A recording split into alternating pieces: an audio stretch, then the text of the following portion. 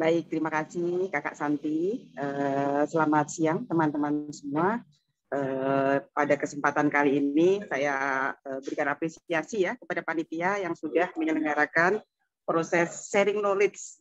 Ini adalah bagian dari pengembangan kompetensi yang dari kemarin ya, mungkin dari tahun kemarin juga sudah saya sampaikan bahwa pengembangan kompetensi itu tidak melulu hanya melalui pelatihan. Jadi pengembangan kompetensi itu melalui banyak cara, salah satunya adalah dengan sharing knowledge.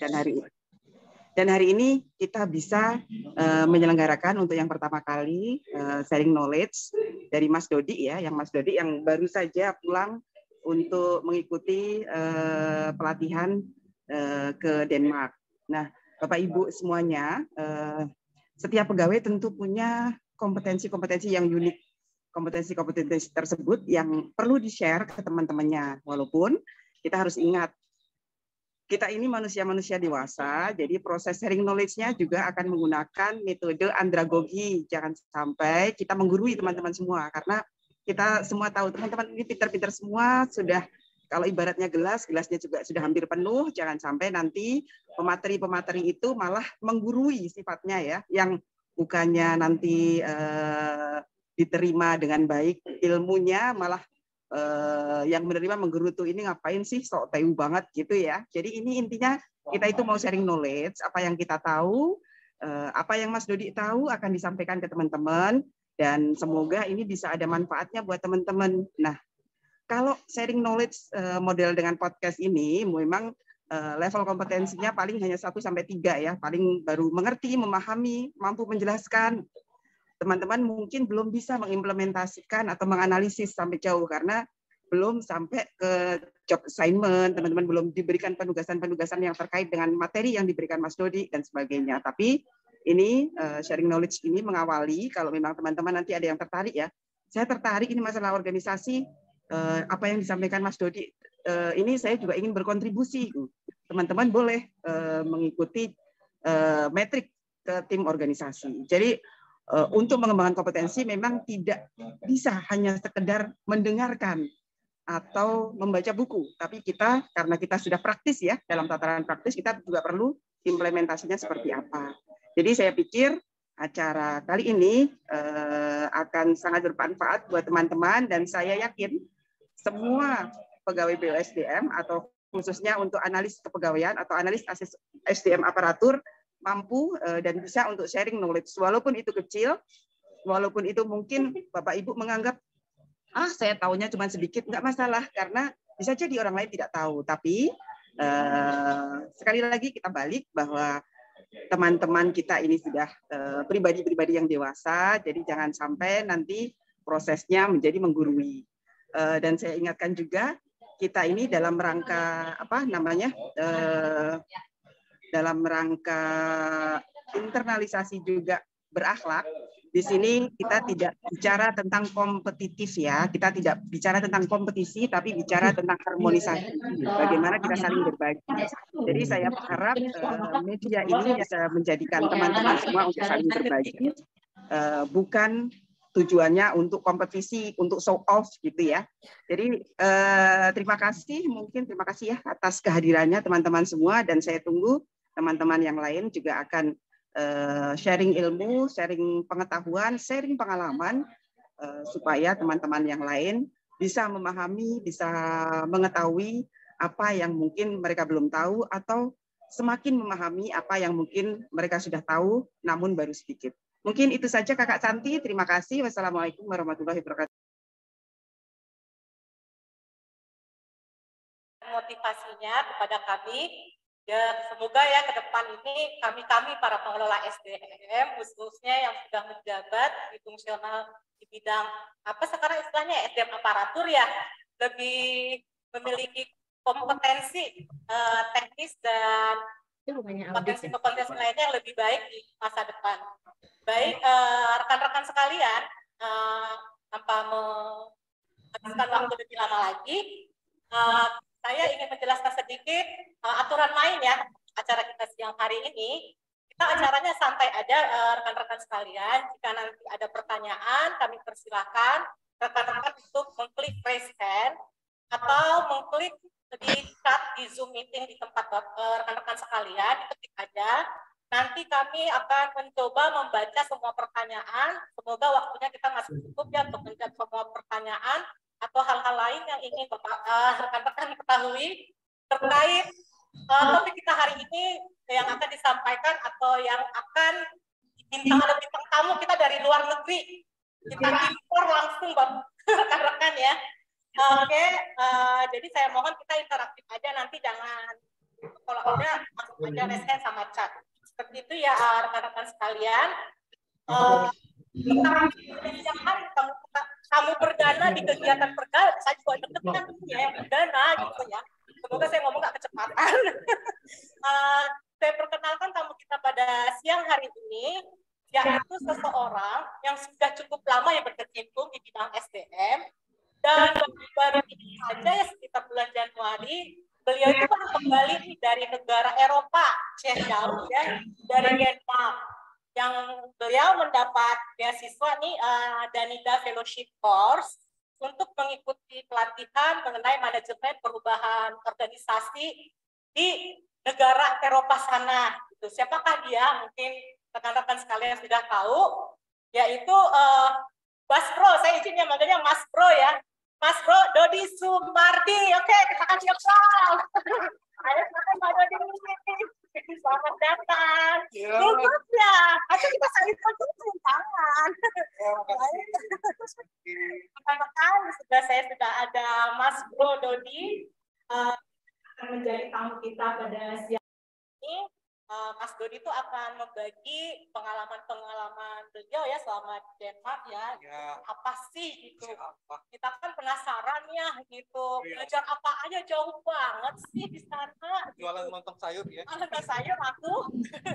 Oke, selama di Denmark berapa lama ya? 3 minggu kemarin. 3 minggu dari bulan Januari. Ya. Oke. Itu bisa dijelaskan nggak itu? Apa aja sih di sana? Kenapa? Ya, tadi kita sampai ke sana itu kenapa memilih ke sana?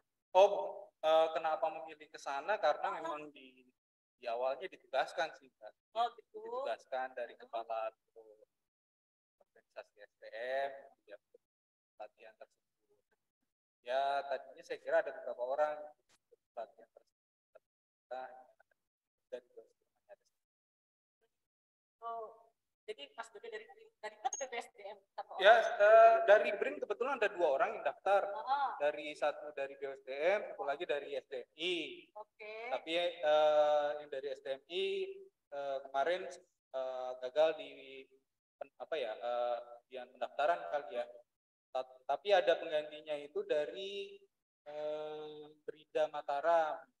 Jadi ada 2 orang perwakilan dari Indonesia yang lulus lah ya. Tapi ternyata di akhir keberangkatan yang bersangkutan mengundurkan diri. Iya. Ya, jadi ya mau nggak mau saya berangkat sendiri kemarin. Emang sulit banget Mas Dodi ya untuk mengikuti pelatihan atau dapat fellowship ini ya Mas? Ya kalau sulit sih saya kira enggak sih Pak. Memang ada trik-triknya yang pelatihan seperti ini. Yang jelas memang kita harus tahu juga kita mau ikut kursus apa gitu ya. Misalkan kayak saya kemarin saya ikutnya di kursus pelatihan organisasional change management.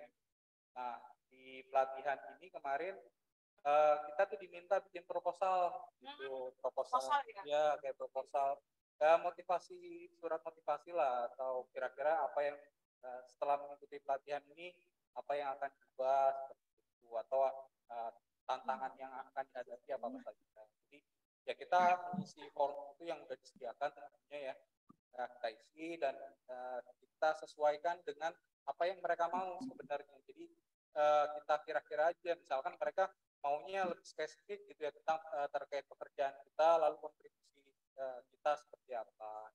Nah itu yang menjadi salah satu tipsnya seperti itu. Selain memang ini programnya juga kalau dibilang baru ya nggak baru juga dari Danidanya ya. Dari Danida itu saya kebetulan ikut gelombang yang keempat. Gitu.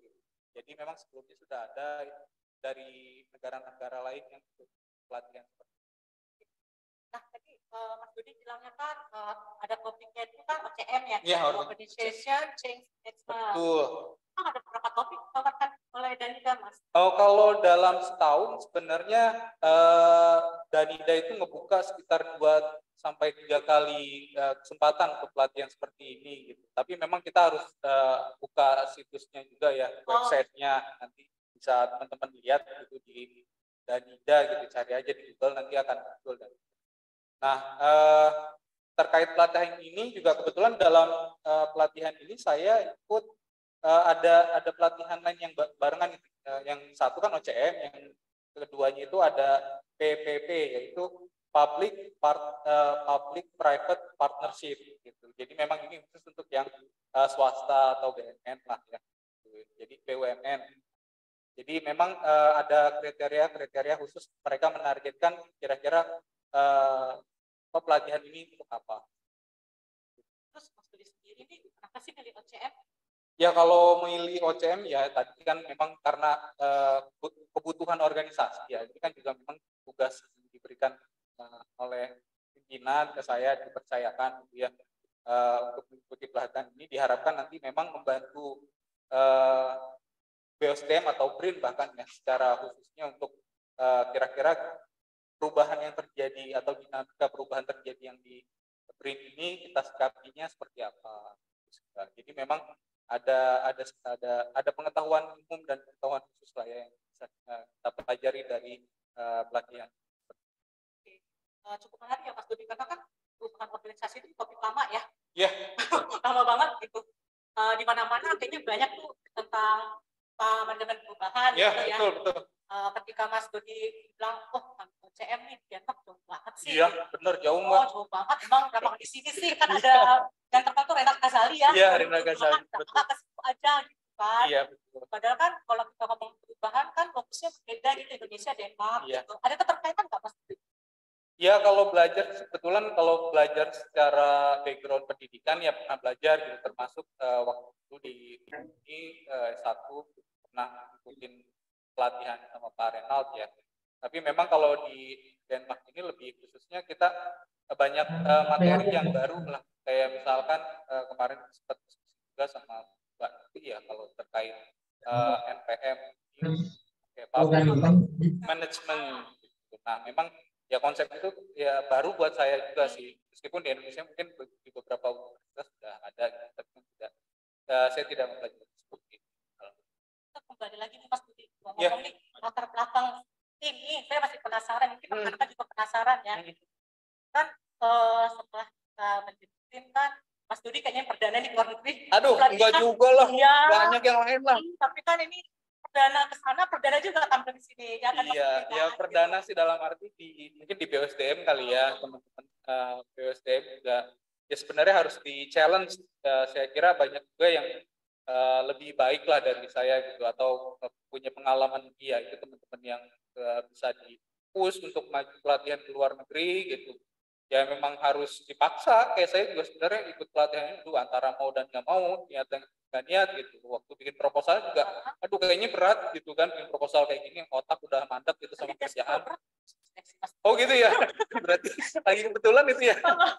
Ya alhamdulillah lulus gitu. Nah ya terkait bidang kerjaan juga kan ini kan sesuai dengan bidang kerjaan gitu ya, apalagi ada rencana nanti di tahun ini gitu untuk ikut gabung kerjaan bareng fungsi organisasi seperti itu. Jadi memang oke, ini posisinya pas buat saya, dan pengalaman juga pendidikan sebelumnya memang saya belajar di organisasi dan manajemen sebenarnya ya, tapi bukan di Denmark punya.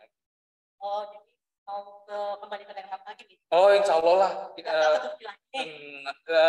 Ntar dulu deh kalau ini. Okay. Tapi dilihat nanti mana yang lebih baik lagi aja. Oh gitu, dari negara lain Mas Dudi. Iya. Biar kita podcast lagi. Iya. Tadi kita kan menyusun proposal ya. Iya, betul. Dalam bahasa Inggris. Iya, bahasa Inggris. Ada berapa ratus kata atau berapa ratus? Iya, memang di formatnya si Danida gitu ya, di browsernya itu udah ditentuin berapa halaman yang harus kita buat, dan ya ada panduannya. Memang kemarin itu ya saya ngebuat itu ya apa yang saya pikirkan aja. Pertama terkait perubahan BRIN gitu kan.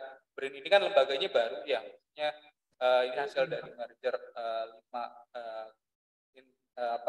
institusi besar gitu. Ristek, BPT, Ilapan, Batan, terus ditambah dari KL-KL lain gitu ya. Saya kira ini jadi wah ini cocok nih programnya, mungkin buat saya nambah pengetahuan sekaligus juga refreshing. Tapi nyatanya ternyata di sana juga nggak bisa refreshing banget gitu kan. Meskipun ada program studi di sana, kita kan nggak hanya belajar ya, tapi ada studi wisata atau misalkan di Sabtu Minggu gitu ya. Itu ada jalan-jalan tapi tetap jalan-jalannya nyarah. Bayar sendiri atau dibayarin? Oh, kalau yang Sabtu Minggu itu kita bayar sendiri, tapi setengah harga. Setengah harga. Atau mahasiswa ya? Ya, harga mahasiswa kan kita dapat keringanan lah gitu belajar. Nah, jadi memang ya cukup alhamdulillah cukup ngebantu juga. Jadi kita kan tahu ya, pertama kayak setiap minggu tuh hampir ada satu tempat atau studi wisata yang kita datangin ya. Jadi misalkan di minggu pertama gitu, saya sama teman-teman gitu ya ke kalau di sana tuh ke DPRD-nya lah, kota DPRD gitu ya. Wisata elit ya. Wisata elit, kita ketemu sama anggota legislatifnya gitu, kita nanya-nanya, bahkan kita diajak keliling ke ruangan rapatnya sampai ke puncak meeting rapatnya gitu ya. Kita bebas melakukan eksplor pertanyaan kenapa yang bersangkutan kebetulan anggota legislatif yang sudah beberapa kali terpilih. Jadi awalnya itu masih muda dia buat mencalonkan diri gitu, untuk daftar sebagai anggota legislatif saat masih kuliah. Lalu di minggu keduanya kita datang ke studi wisata ke swasta dari industri gitu ya. Dari industri ini dijelasin, jadi memang mereka target pencapaian organisasi seperti apa, tujuannya apa gitu, sampai target-target negara yang menjadi mungkin tujuan marketing mereka. Lalu yang ketiga itu studi wisata ke ombudsman, kantor ya di sana juga ada ombudsman. Jadi memang mereka itu sudah pernah ke Indonesia, bahkan mereka tahu KPK segala macam, kondisi KPK pun mereka tahu, dan itu sempat mereka bilang gitu ya, mereka cerita agak sedih gitu ngelihat hal-hal kayak gitu. Ya, udah. Mau diapain lagi kan gitu ya. Udah cuman yang mendekati arah karena saya dari pemerintah ke pemerintah ya, saya kira ombudsman yang lebih sesuai dari bidang studi wisata yang dilakukan. BRIN enggak sih. Iya. Karena ini lembaga baru. Kemarin sempat promosi, jadi pas di dunia kampus kan kita juga ada interaksi ya dengan peserta lain. Kamu dari mana? Saya dari Indonesia, kerjanya di mana? Saya kerja di BRIN. BRIN itu apa? Itu lembaga riset terbesar di Indonesia, gabungan dari beberapa penggabungan instansi besar. Bahkan saat kan saya juga diminta ya untuk bikin proyek manajemen perubahan lah ya di sana. Awalnya kan memang di challenge nih sama kepala biro nih untuk pengelolaan lab lah gitu. Kira-kira melihat pengelolaan lab di negara maju kayak di Denmark itu seperti apa. Nah, tapi memang karena background kerjanya tidak sesuai sama dosen pembimbing, kita di sana udah kayak bikin paper buat publikasi ilmiah lah atau tesis skripsi gitu ya. Jadi ya makanya tadi saya bilang liburan, tapi yang bukan liburan gitu. Makanya banyak juga dari peserta ini yang menyerah bikin proyek perubahan itu karena saking sulitnya. Serius tapi santai ya. Memang jam-jam jamnya juga kan kita hampir setiap hari itu full gitu ya, belajarnya dari jam 9 sampai jam. Weekend juga setelah maksudnya kan tadi kan weekend wisata ya. Weekend wisata. Tapi setelah itu ada kelas lagi. Enggak, Sabtu Minggu ya kita istirahat, tapi hari Minggu atau hari Sabtunya kita ada pertemuan. Itu ditawarin aja siapa yang mau ikut studi wisata kemana. Oh, oke. Kemudian Mas Dodi, saya penasaran, kan itu Denmark ya, bahasa utama bukan bahasa Inggris ya. Di kelas itu sama ini, mana itu komunikasinya? Ya komunikasi ya alhamdulillah pakai bahasa Inggris. Bahasa Inggris bahasa kalbu ya. Ya kadang memang kayak kadang kayak saya juga masih pakai bahasa kalbu gitu kan. Masih bahasa Inggrisnya udah dihilangkan berapa tahun yang lalu gitu. Jadi memang untuk pendengaran kita pahami. Masih normal ya. Normal karena aku ngerti lah gitu ngomong apa. Cuman nyari subtitle-nya itu susah gitu. Dan waktu seleksi itu ada kayak tutorial IELTS. Nggak ada. Jadi aman kita ya kirim proposalnya itu ya tetap pakai bahasa Inggris kan pakai bahasa Inggris ya. Tapi ya harus disesuaikan kerjanya terus tujuan kita ikut latihan itu apa sama dokumen kayak pegawai itu. Betul. Oke. Itu Mas Dodi selama di sana kan pakai bahasa Inggris ya, tapi kan budayanya beda ya. Teman-temannya itu dari negara mana aja itu? Oh, kalau teman-teman satu kelas itu kebetulan ada 12 orang peserta. 12 orang peserta ini macam-macam. Ada dari Indonesia. Dirimu kan? Iya, dari karena cuma satu orang gitu. Terus ada dari Ghana, dari Afrika Selatan, ada dari Argentina, Brazil, sama Mesir. Oke, banyak ya? Ya, banyak. Total 12 orang. 12 orang di bidang UCN. Iya, di bidang UCN. Di bidang UCN 12, di bidang TTP sekitar ada. Itu belajarnya itu di kampus atau kayak ada di kantor Denada? Apa sih? Denada? Danida itu kayak di kantor atau di kampus gitu? Iya, jadi enggak, jadi gini konsepnya si Danida itu, Danida Fellowship itu dia di bawah Kementerian Luar Negeri justru Denmark. Jadi makanya saya dapat sertifikat itu ada dua atau tiga Pak. Nah, salah satunya dari Kementerian Luar Negeri Denmark. Nah, Kementerian Luar Negeri Denmark ini punya lembaga lah ya. Itu namanya lembaga pendidikan. Jadi nggak hanya kursus saja, termasuk juga untuk yang mau kuliah S2, S3 bisa. Tapi ya memang kita harus cari lebih baiknya profesor atau pembimbing di sana lah ya. Universitas yang kita mau tuju itu apa? Kemarin juga udah sempat bertanya, kan ada ya mau kesana juga belajar lagi. Jadi pengen mendalami gitu ya terkait organisasi, manajemen dan perubahan lah ya. Nah, si Danida ini ngadain kerjasama dengan pihak luar swasta ini, gitu ya. Ini namanya lembaganya Tanah. Di Tanah ini kayak kalau di Indonesia mungkin PPM atau UI atau apa pihak-pihak juga lah. Tapi si Tanah ini ya lembaga pendidikan juga terus ya macam-macam lah mirip sama.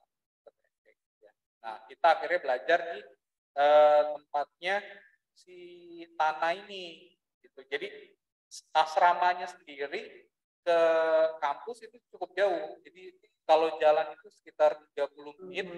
Tapi kalau naik kereta justru jatuhnya sekitar 35 sampai 40 menit karena keretanya muter, dia keliling dulu.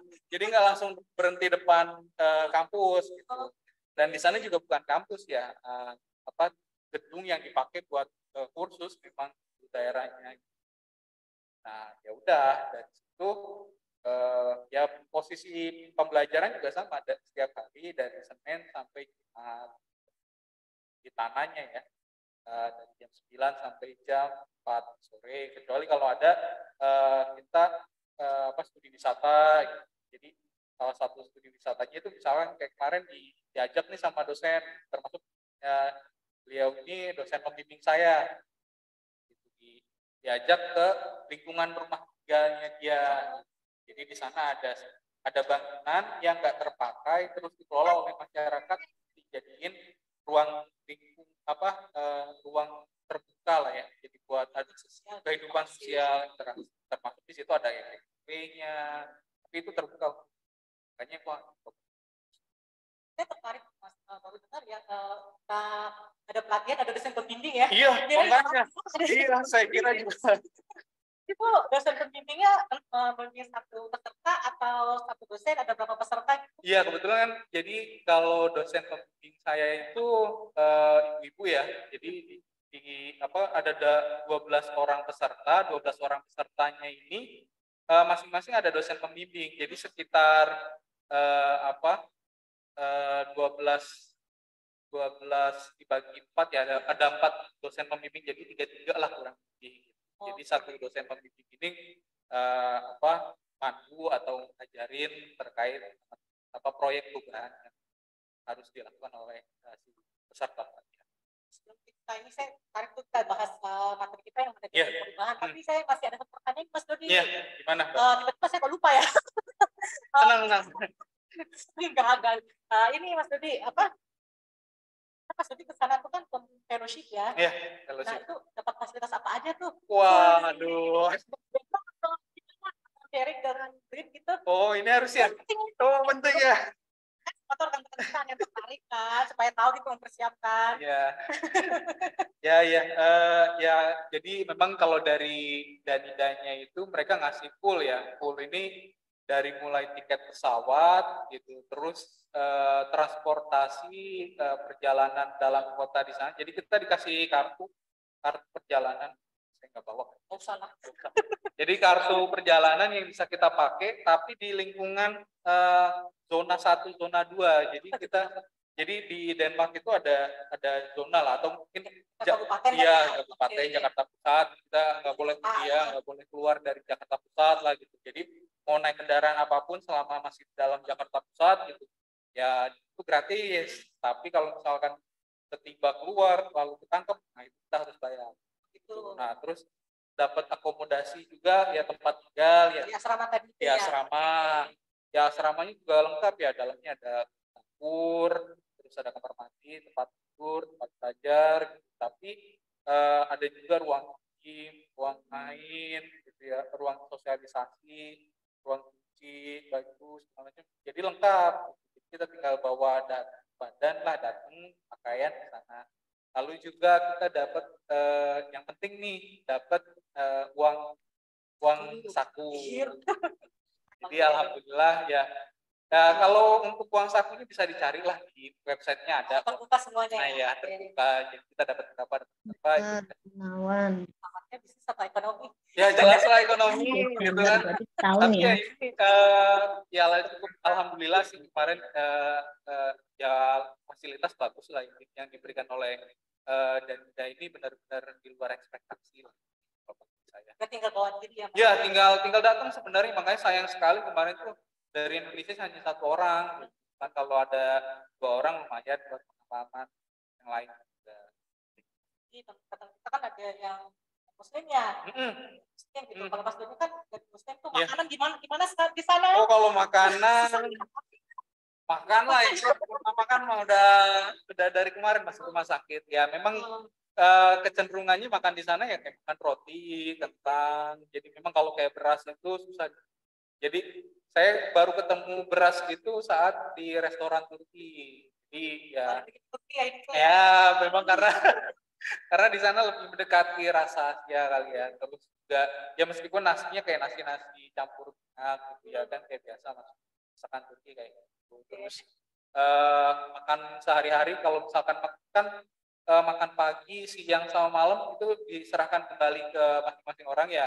Nah kebetulan kalau saya sempat bawa stok makanan gitu ya. Enggak, paling cuma ketel air doang.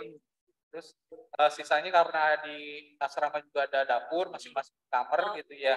Jadi kita masak sendiri gitu, terus ya beli gitu ke supermarket. Jadi ya alhamdulillah ya tergantung orangnya, kalau emang mau makanan yang yang halal gitu ya, di sana ada banyak makanan. Jadi saya suka biasa beli kebab kayak gitu. Nah, atau goplang ya. Terus kalau makanan yang lain-lainnya ya tergantung mau makan apa, tapi kemarin juga sempat ngerasain makanan Brazil, terus apalagi kayaknya Brazil doang sih. Oh sama ini sama yang steak ikan lah gitu. Sama sih kayak bisa juga ada. Tadi kita kembali awalnya perubahan organisasi ya. Ya. Diberi itu kita juga sangat tepat ya, makanya dia itu ke sana nih. Ya. OCM belajar jauh gitu. Iya, jauh ya. Terus juga Mas Dodi katakan ada membuat action plan ya. Ada dosen pembimbing segala. Betul. Emang apa sih dipelajari kok susah banget nih fellowship? Iya Mbak, jadi memang agak berat ya. Saya kira tadinya makanya saya bilang di awal, saya kira hanya pelatihan singkat terus selesai atau bikin paper habis itu diserahin pulang. Tapi ternyata ini kayak benar-benar kita bikin paper, presentasi, terus ada tanya jawab sama dosen pembimbing atau sama peserta lain gitu ya di kelas. Jadi itu salah satu yang menentukan lulus atau tidaknya itu ya dari presentasinya itu. Jadi ini yang ditantang sama mereka. Kamu ngerjain apa? Meskipun ada juga dari teman satu bimbingan nih, ternyata dia nggak selesai gitu ngerjain tugas itu. Maksudnya boleh pulang? Boleh sih langsung pulang juga nggak apa-apa gitu kan. Tapi ya kasihan sih. Maksudnya kalau hanya datang terus pulang tanpa ada presentasi kan ya buat apa gitu. Nah kemarin itu belajar, jadi cukup banyak ya yang modulnya ini kan kayak manajemen perubahan ini beberapa materi itu kan hampir sehari itu ganti materi ya. Jadi kalau dirangkum terus diceritakan saat ini kayaknya luar biasa panjang gitu ya, nggak cukup sejam kita jelasin materi gitu. Tapi secara garis besarnya aja gitu yang juga. Jadi memang kalau dari terkait perubahan organisasi itu banyak ya ruang lingkupnya. Jadi kalau dari saya sih mungkin teman-teman udah hafal yang terkait PUKA ya, volatilitas, mungkin bisa ditampilkan sama teman-teman.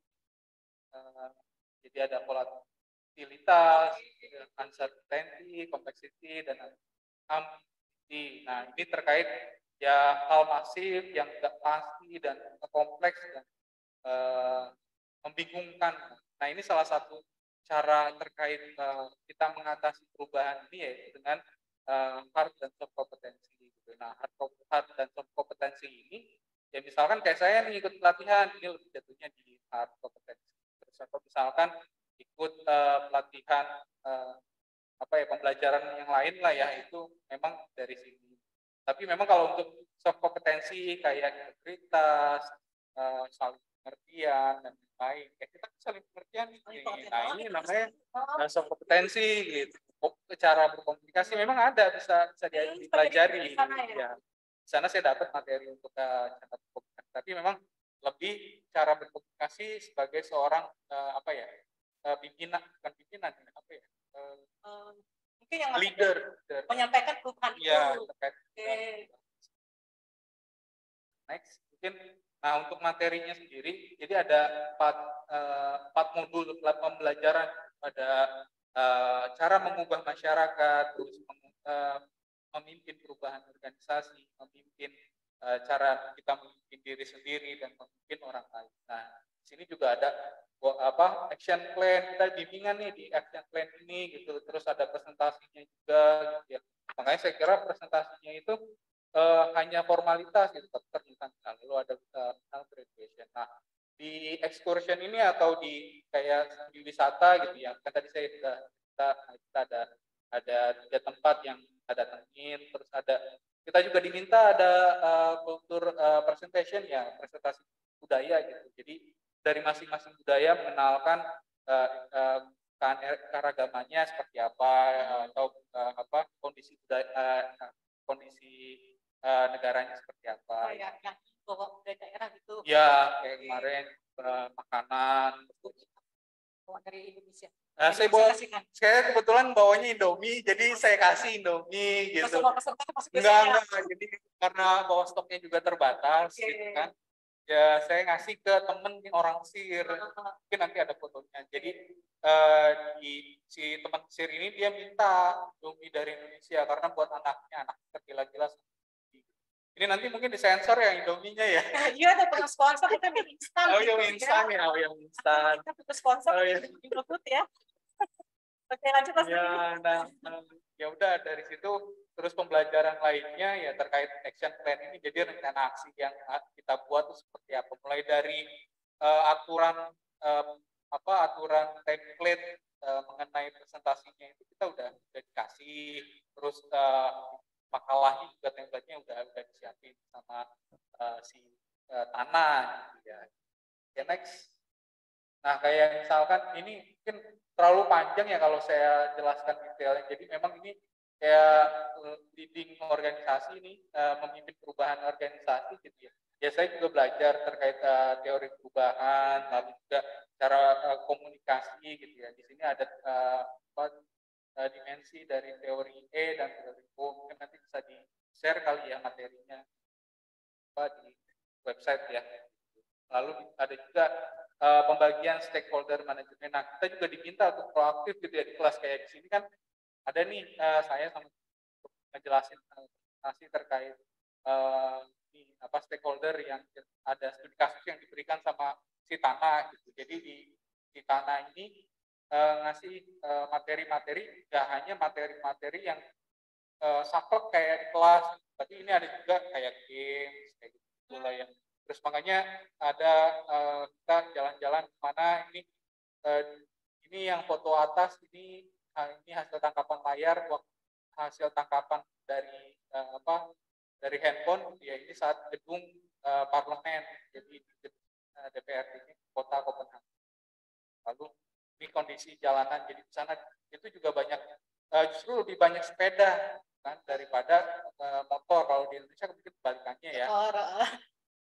Lalu kita belajar juga pembagian diagram perubahan. Nah ini diagram perubahan nanti saya pakai juga di di action plan-nya. Lalu juga cara kita menyusun perubahan itu seperti apa. Jadi memang cukup rumit sih ya apa yang kita dapat gitu, tapi sebenarnya ini bisa diterapin kalau ya kita ngebentuk tim kecil ketika kita melakukan perubahan, kita mau tujuannya mungkin nanti saya coba jelaskan. Next. Nah ini terkait yang perubahan masyarakat ya, jadi memang dari saya diajarin gitu di sini nih ada personal power dan retorik ya, bagaimana kita cara berbicara di audiens gitu ya. Ini makanya setiap orang disuruh presentasi masing-masing orang peserta gitu, untuk cara berbicara dengan gaya angin, air, bumi, dan api. Boleh dijelaskan nggak, itu sangat menarik. Wah ini repot ya. Ringkasnya aja. Oh ringkas. Jadi kalau ya gaya angin itu apa gitu. Ya. Bang, konsepnya itu kurang lebih kalau misalkan gaya angin ya, ini lebih flow mengalir. Bahkan gaya yang bebas. Lalu ada juga gaya air gitu. Gaya air tuh kayak misalnya kita ngomong nih, kayak saya nih kayak gini termasuk gaya air, flow lah. Tapi memang ada hal-hal yang harus kan air ngalir ya. Jadi dari hulu ke hilir itu harus ada tema-tema atau poin-poin yang disampaikan. Lalu ada gaya bicara yang membumi, agak berat, agak berat gitu. Jadi mungkin kalau contohnya itu kayak Soekarno pidato ya, itu kan kayak wibawanya ada, iya. Tapi dia nggak berapi-api, yang berapi-api itu justru yang fire ini gitu, kayak saya ngomong kayak waktu baru segala macam lah ya itu. Jadi jadi kita juga diminta untuk benar-benar mempresentasikan diri kita terkait apa yang mau kita sampaikan ke audiens dengan gaya. Lalu juga saya belajar terkait resistensi dan psikologi dari si masing-masing orang. Ya, memang ada dua tipe motivasi ya, mempengaruhi dari luar dan nah itu kembali lagi ke masing-masing individu. Jadi yang paling kuat memang kalau atas penyanyinya dari dalam, tapi kalau yang paling kuat dari luar itu ya kan kayak kebebasan, terus kerjasama yang ditawarkan biasanya, terus ya finansial, jadi yang benar-benar mempengaruhi gaya gimana orang berubah. Itu menarik banget Mas Dodi. Jadi kan ada komunikasi angin, air, api kayak udah elemen bumi ya. Iya, luar biasa itu. Terus dari 5 elemen berarti 5 elemen ya, tanah, bumi, api, air 4, gitu ya. 4 itu yang paling efektif untuk mengatasi resistensi. Kita kan sering menghadapinya banyak resistensi ya. Nah, itu tergantung sih, Mbak. Oke, nggak ada yang paling efektif itu. Tergantung semua tergantung kepada masing-masing individu dari pemimpin. Pemimpinnya. Okay. Jadi karakter yang dibawahi atau yang dinakodai gitu. Enggak, makanya kita di sini adalah saat saya presentasi diminta kita ini sebagai leader, kita ini sebagai pemimpin, gimana cara kita mempengaruhi bawahan kita atau kita. Ya saya misalkan lebih cenderungnya dengan gaya santai ya, gaya angin atau air, nggak bisa lah dengan gaya membumi gitu. Tapi kita diminta untuk praktek itu. Terus juga dengan gaya bersemangat gitu. Ayo teman-teman PWSDM, kita nggak usah kerja, besok libur karena hari Sabtu, gitu kan. Jadi, ya kan hari Sabtu libur ya. Nah, kayak gitu. Oh iya. Nggak apa-apa lah. Nah, jadi memang ini yang diserahkan masing-masing. Tapi kan pemimpin itu harus tahu situasi ya. Gimana anak buah atau lingkungan organisasi. Ya nggak bisa juga misalkan dibawa tegang saat bawahan juga tegang. Mungkin harus ya tegang sama tegang ya. Mungkin yang pemimpinnya dibawa relax. Ya setiap perubahan pasti akan ada permasalahan ya. Nah, kalau misalkan pemimpinnya ini, leadernya ini susah mendekatkan personal gitu, ya khawatirnya.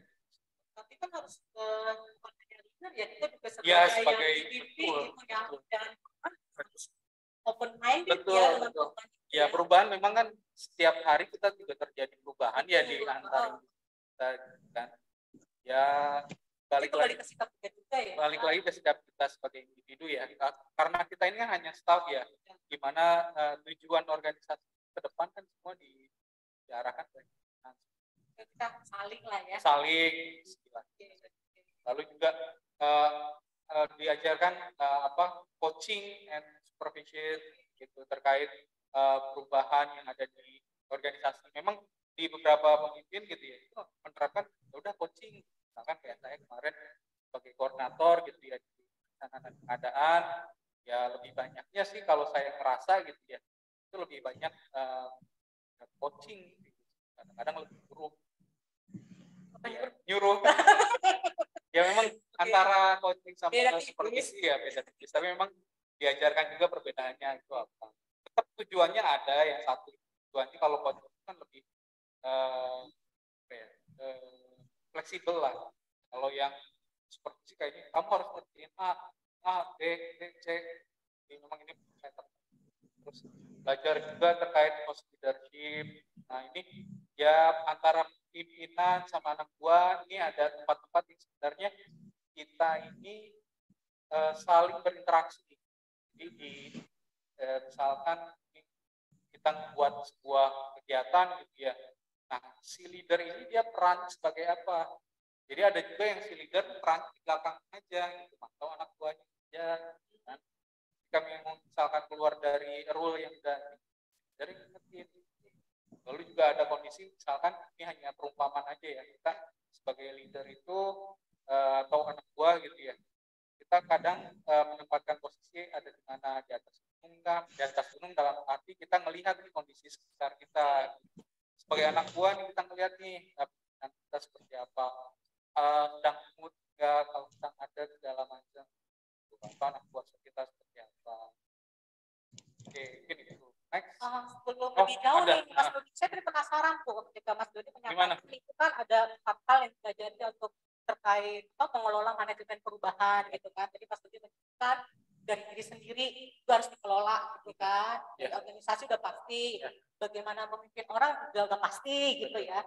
Terus tadi terkait ada perubahan masyarakat. Nah itu apa istilahnya? Enlightenment, mengklikkan 4 hal itu untuk menghadapi perubahan itu seperti apa, Mas? Ya sebenarnya kalau dari manajemen perubahan ini ya perubahan itu kan modul yang dibagikan ini sebenarnya kalau saya lihat antara terpisah dan berdiri masing-masing ya, karena antara materi satu sama materi yang lain kadang juga sinkron, tapi memang materinya itu tetap dalam cakupan perubahan. Nah, seperti apa yang tadi disampaikan oleh Mbak Santi gitu, ini gimana nya ya, atau kliknya ya, memang kalau ya semua unsur ini dalam satu paket perubahan gitu kan. Iya. Kita kan perubahan itu nggak hanya di diri kita, tapi di kita juga, mungkin di organisasi atau di masyarakat gitu.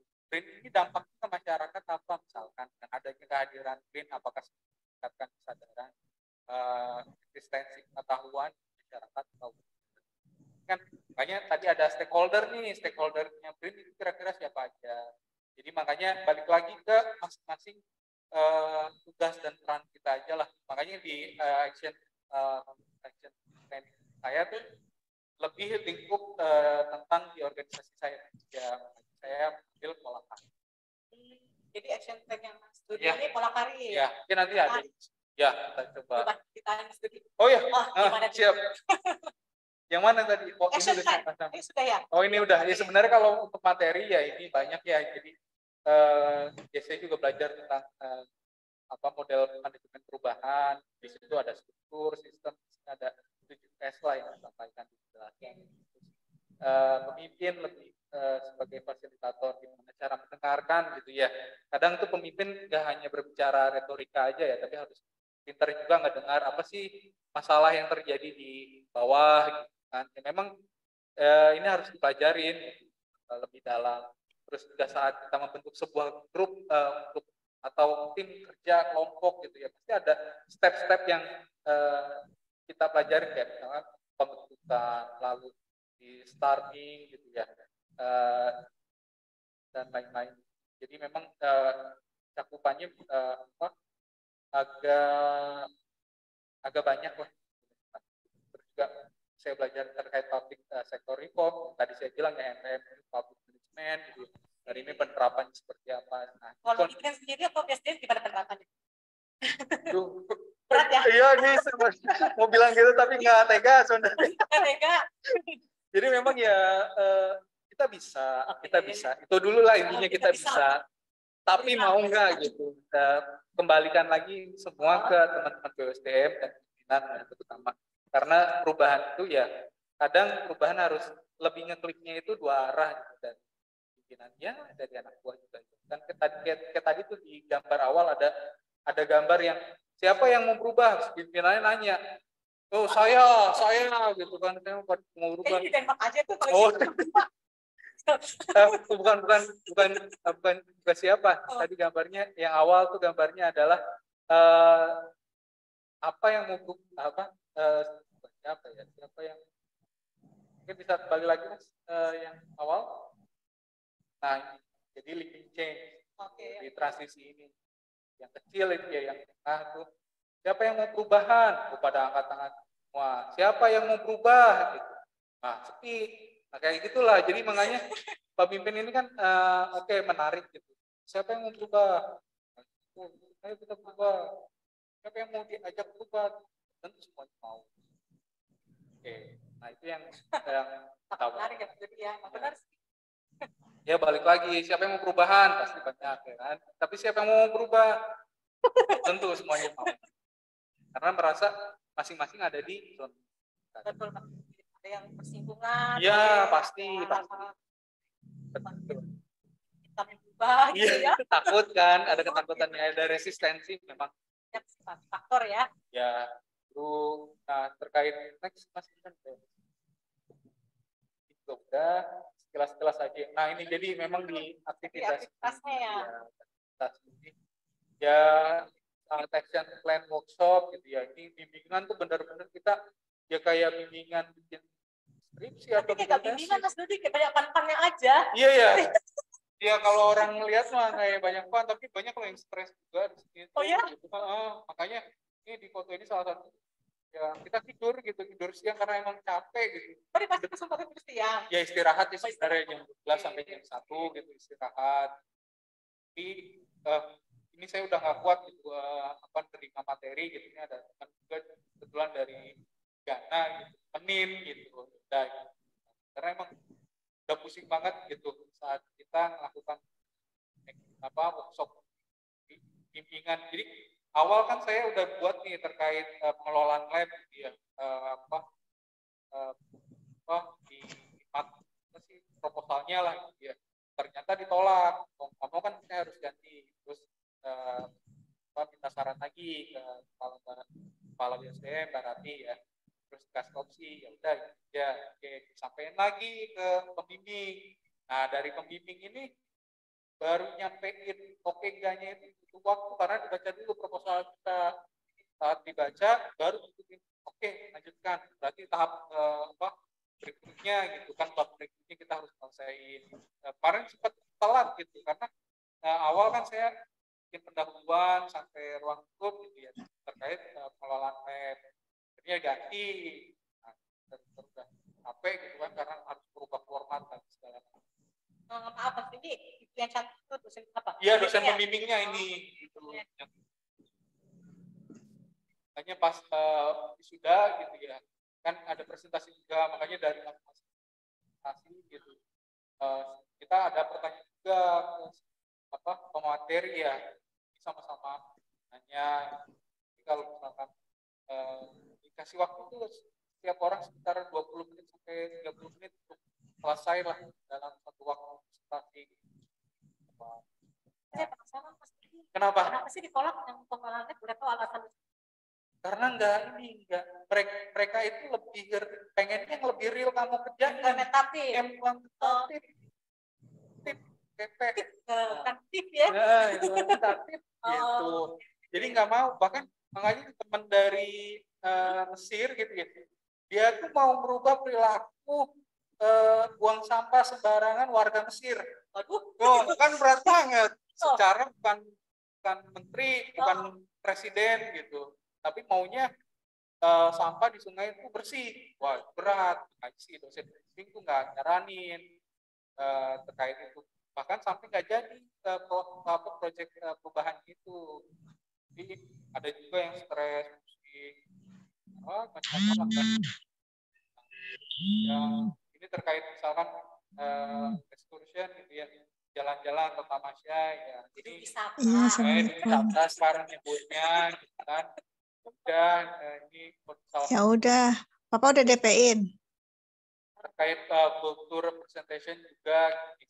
Saya jabarin cerita lah ya terkait Indonesia ya, yang bagus-bagusnya aja diceritain kan, keindahan Kudu, Raja Ampat, terus Bali gitu kan, pada tertarik kan. Nah itu saya ngasih Indomie tuh ke temen Sir Amir. Oke, next. Nah ini terkait action plan saya ini terkait proses, jadi balik lagi ke proses ya. Jadi mah kepakarannya Mas Dodi iya, ya. makanya nggak jauh dari sini kayaknya saya harus kerja bareng sama Rika. Jadi saya ngebuat akhirnya proses bisnis model employee atau karyawan di BUSDM terkait karir, pola karir. Oke, next. Nah, ini. Jadi kita buat nih objektifnya itu apa? Kita harus ngapain sih dalam tujuan proyek ini gitu.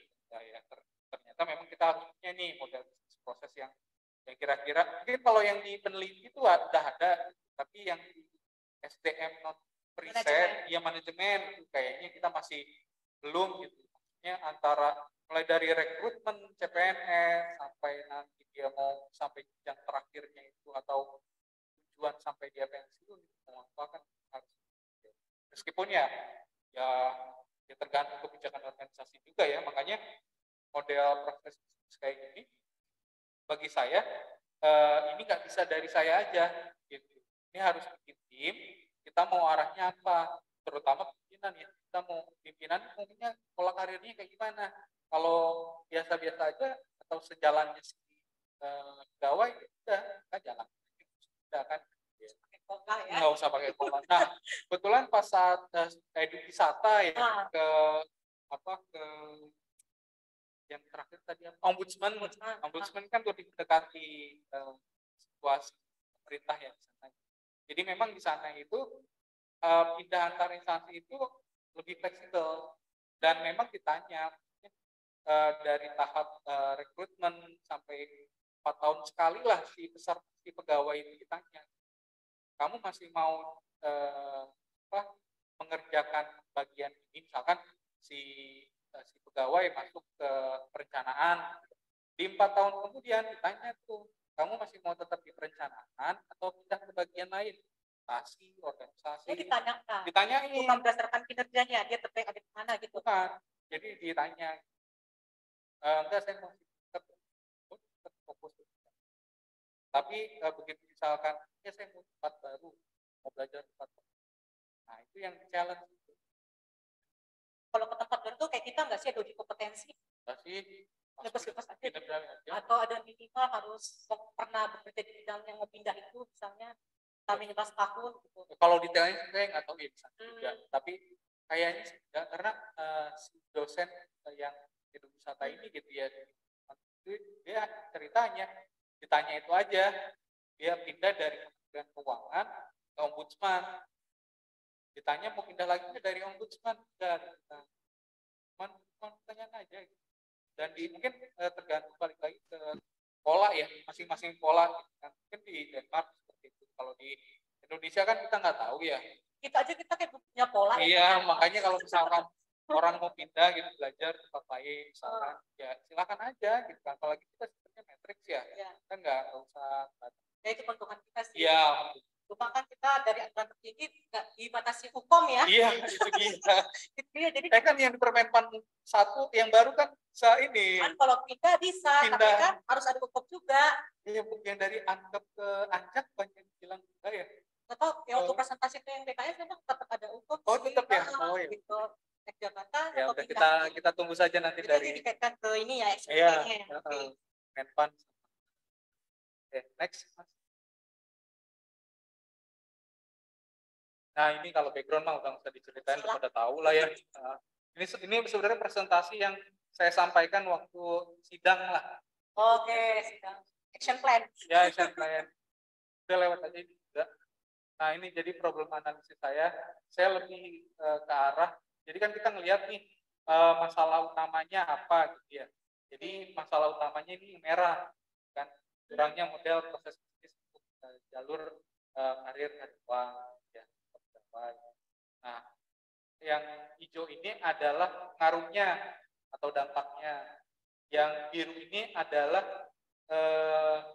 akibatnya, sebab dan akibat. Jadi sebabnya adalah karena perbedaan instansi dari yang lainnya. Dari kan kita bergabung nih di BRIN, kita nih belum ada nih pola karirnya. Jadi ya udah karena perbedaan dari masing-masing instansi sebelumnya ya. Mungkin ada yang udah ada pola karir, ada juga yang belum. Nah, sebabnya lagi diturunin, apa sih sebabnya? Oh, ternyata masing-masing proses bisnis di masing-masing instansi beda. Terus analis beban kerjanya juga beda. Posisi si pegawai juga beda. Jenjang karir yang ada sama yang dulu juga beda. Nah, itu yang disebabkan. Lalu pengaruhnya apa? Itu yang hijau. Jadi pengaruhnya itu karena kurangnya model proses bisnis. Ya ini karena ini hanya dari pikiran saya aja gitu ya, apalagi mendesak ya, cuma berapa hari kita dikasih waktu suruh bikin proses seperti ini gitu, 3 minggu ini udah harus jadi sampai analisisnya bahkan. Ini berarti lebih ke kualitatif ya? Kualitatif. Ada kayak pakai metodologi khusus? Enggak ada, ini kualitatif. Nah, terus ya yang hijau ini kan akibatnya, jadi akibat dari ini ya dampaknya ke organisasi sendiri, yang kedua ya ke pegawainya itu. Nah, saya lebih mengkhususkan diri itu ke yang lingkaran ini, yang di posisi hijau ini, antara kebijakannya, terus kepuasan karyawannya, kotak kedua ya, sama pelatihan dan pengembangannya. Nah, ini nanti ujungnya ke talent management. Nah, talent manajemen ini ya mau nggak mau kita harus berurusan juga sama IT support. Organisasinya apa? Ya ada produktivitas, gaya kerja, kebijakannya sama-sama saling mempengaruhi lah ya. Nah, yang next. Buru-buru amat Pak Dodi. Kita kan harus belajar nih action plan. Siapa tahu kita masukinnya Pak Dodi. Waduh. Ini mana sih jadi Pak Dodi, tadi Mas Dodi. Iya. Kalau udah action plan tuh cari-cari muka jadi Pak Dodi. Ya, terus balik lagi. Nah, di project output-nya itu gitu ya. Di sini ya saya juga lebih memfokuskan diri terkait perubahan, jalur perubahan yang akan dilakukan. Jadi misalkan saya fokusnya ini ke yang kuning sama yang biru gitu. Nah, Pak Dodi yang tadi kiri itu core problem ke bawahnya itu menurut apa? Ada teorinya atau ini menurut pendapat Pak Dodi? Oh enggak, ini memang udah formatnya kayak misalkan core problem, project objective, ya sampai input ini udah dibuat buat oleh Sitana gitu ya. Modelnya harus seperti ini. Jadi kalian ngejabarin masalah sendiri. Nah, ini yang sebenarnya waduh ini kalau ini hanya pemikiran saya aja ya. Iya, jadi validasi iya, harus butuh konsultasi ya sama pimpinan. Jadi memang di sini fokus saya yang di tanda project output sama project bisnis yang mau dilakukan perubahan. Ya. Nah, di sini kayak bisnis proses, perencanaan SDM, peningkatan teknis kompetensi, lalu juga ada SOP-nya, pendidikan. Nah, sebenarnya yang jadi area kerja saya nanti ke depan. Kalau misalkan proyek ini diterima lah. Ini balik lagi ke masing-masing orang ketika ditantang untuk melakukan manajemen perubahan. Oke, next. Nah, ini kayak stakeholder analisis gitu ya. Di sini analisis pemangku kepentingannya yang kira-kira berpengaruh. Nanti ini ada X dan Y ya. Yang Y ini kan kekuatan pengaruh siapa yang paling berpengaruh ya. Stakeholdernya siapa aja. Bagi saya di sini ada Ministry of Menpan RB. Tapi dia punya interest, punya minat yang cukup tinggi juga, makanya saya taruh di kuadran dia paling lalu di sini juga ada di bawahnya itu yang powernya cukup tinggi, ada jelas kepala BRIN, sama deputi lah ya. Lalu bawahnya ada kepala BOSDM dan pegawai BOSDM dan pegawai BRIN. Lalu ada ini ada keluarga ya, keluarga karyawan atau pegawai. Nah, ini kita harus sesuaikan gitu. Yang paling pengaruh kita saat kebentuk tim kerja itu siapa gitu dalam menyelesaikan masalah action plan ini. Jadi bagi saya di sini adalah kepala BOSDM, lalu ada tim saya. Nanti kalau misalkan disuruh nyusun pasang ikut, ya nanti jadi tim saya. Lalu ada misalkan pegawai di BOSDM sendiri secara umum lah ya. Karena pasti kita saling terlibat satu sama lain. Terus kenapa Mas Dodi masukkan itu pegawai, keluarga pegawai? Oh iya, karena kan ini kalau pola karir ini kan nyangkut pautnya ke tunjangan, pendapatan, kesejahteraan, pegawai makanya. Tapi dia pengaruhnya sedikit, terus juga minatnya juga sedikit. Tapi tetap saya petakan gitu. Ini nggak usah tetap kita pedulikan, tapi kan jadi bagian. Jadi yang menjadi bagian itu adalah makanya di sini employees of BRIN juga kan ini nggak usah dimasukkan karena ya ini yang akan jadi dampaknya langsung. Stakeholder kan ini tetap butuh, ya, tapi bukan segala-galanya untukku gitu ya. Sama kayak Kemenpan kan, Kemenpan juga butuh namanya pola karir. Masing-masing instansi punya pola karir. Makanya dia punya powernya high dan interest. Tapi kan nggak mungkin saya juga membentuk gitu ya tim dari Menpan RB. Mungkin sebagai narsum harus ya, kan nyusun kebijakan. Iya betul. Oke, next. Nah ini terkait ya ini terkait perubahan budaya yang berubah ya. Nah ini tujuan saya merah ini adalah sebelumnya dan sesudahnya yang jauh. Makanya di sini ada misalkan yang di kuadran fleksibel struktur gitu ya. Kalau di kita kan memang udah strukturnya itu udah fleksibel ya, nggak ada lagi pengkotak-kotakan karena matriksnya itu ya. Ini kan makanya di sebelahnya juga jadi pekerjaan lebih matriks. Saya bisa ngerjain di tempat organisasi, saya bisa ngerjain di tempat perencanaan, macam lah, ini lebih matriks. Sebelumnya mungkin kalau yang itu mungkin ya, itu kan kita kotak-kotak bagian pengembangan bukan tugas saya. Tugas saya gitu. Karena apalagi dengan Permenpan 1/2023 kan ekspektasi pimpinan ya. Antep disuruh bikin programmer tir, nggak apa-apa, bisa lah. Kayak kita sekarang iya. boleh Ya bebas lah itu kan.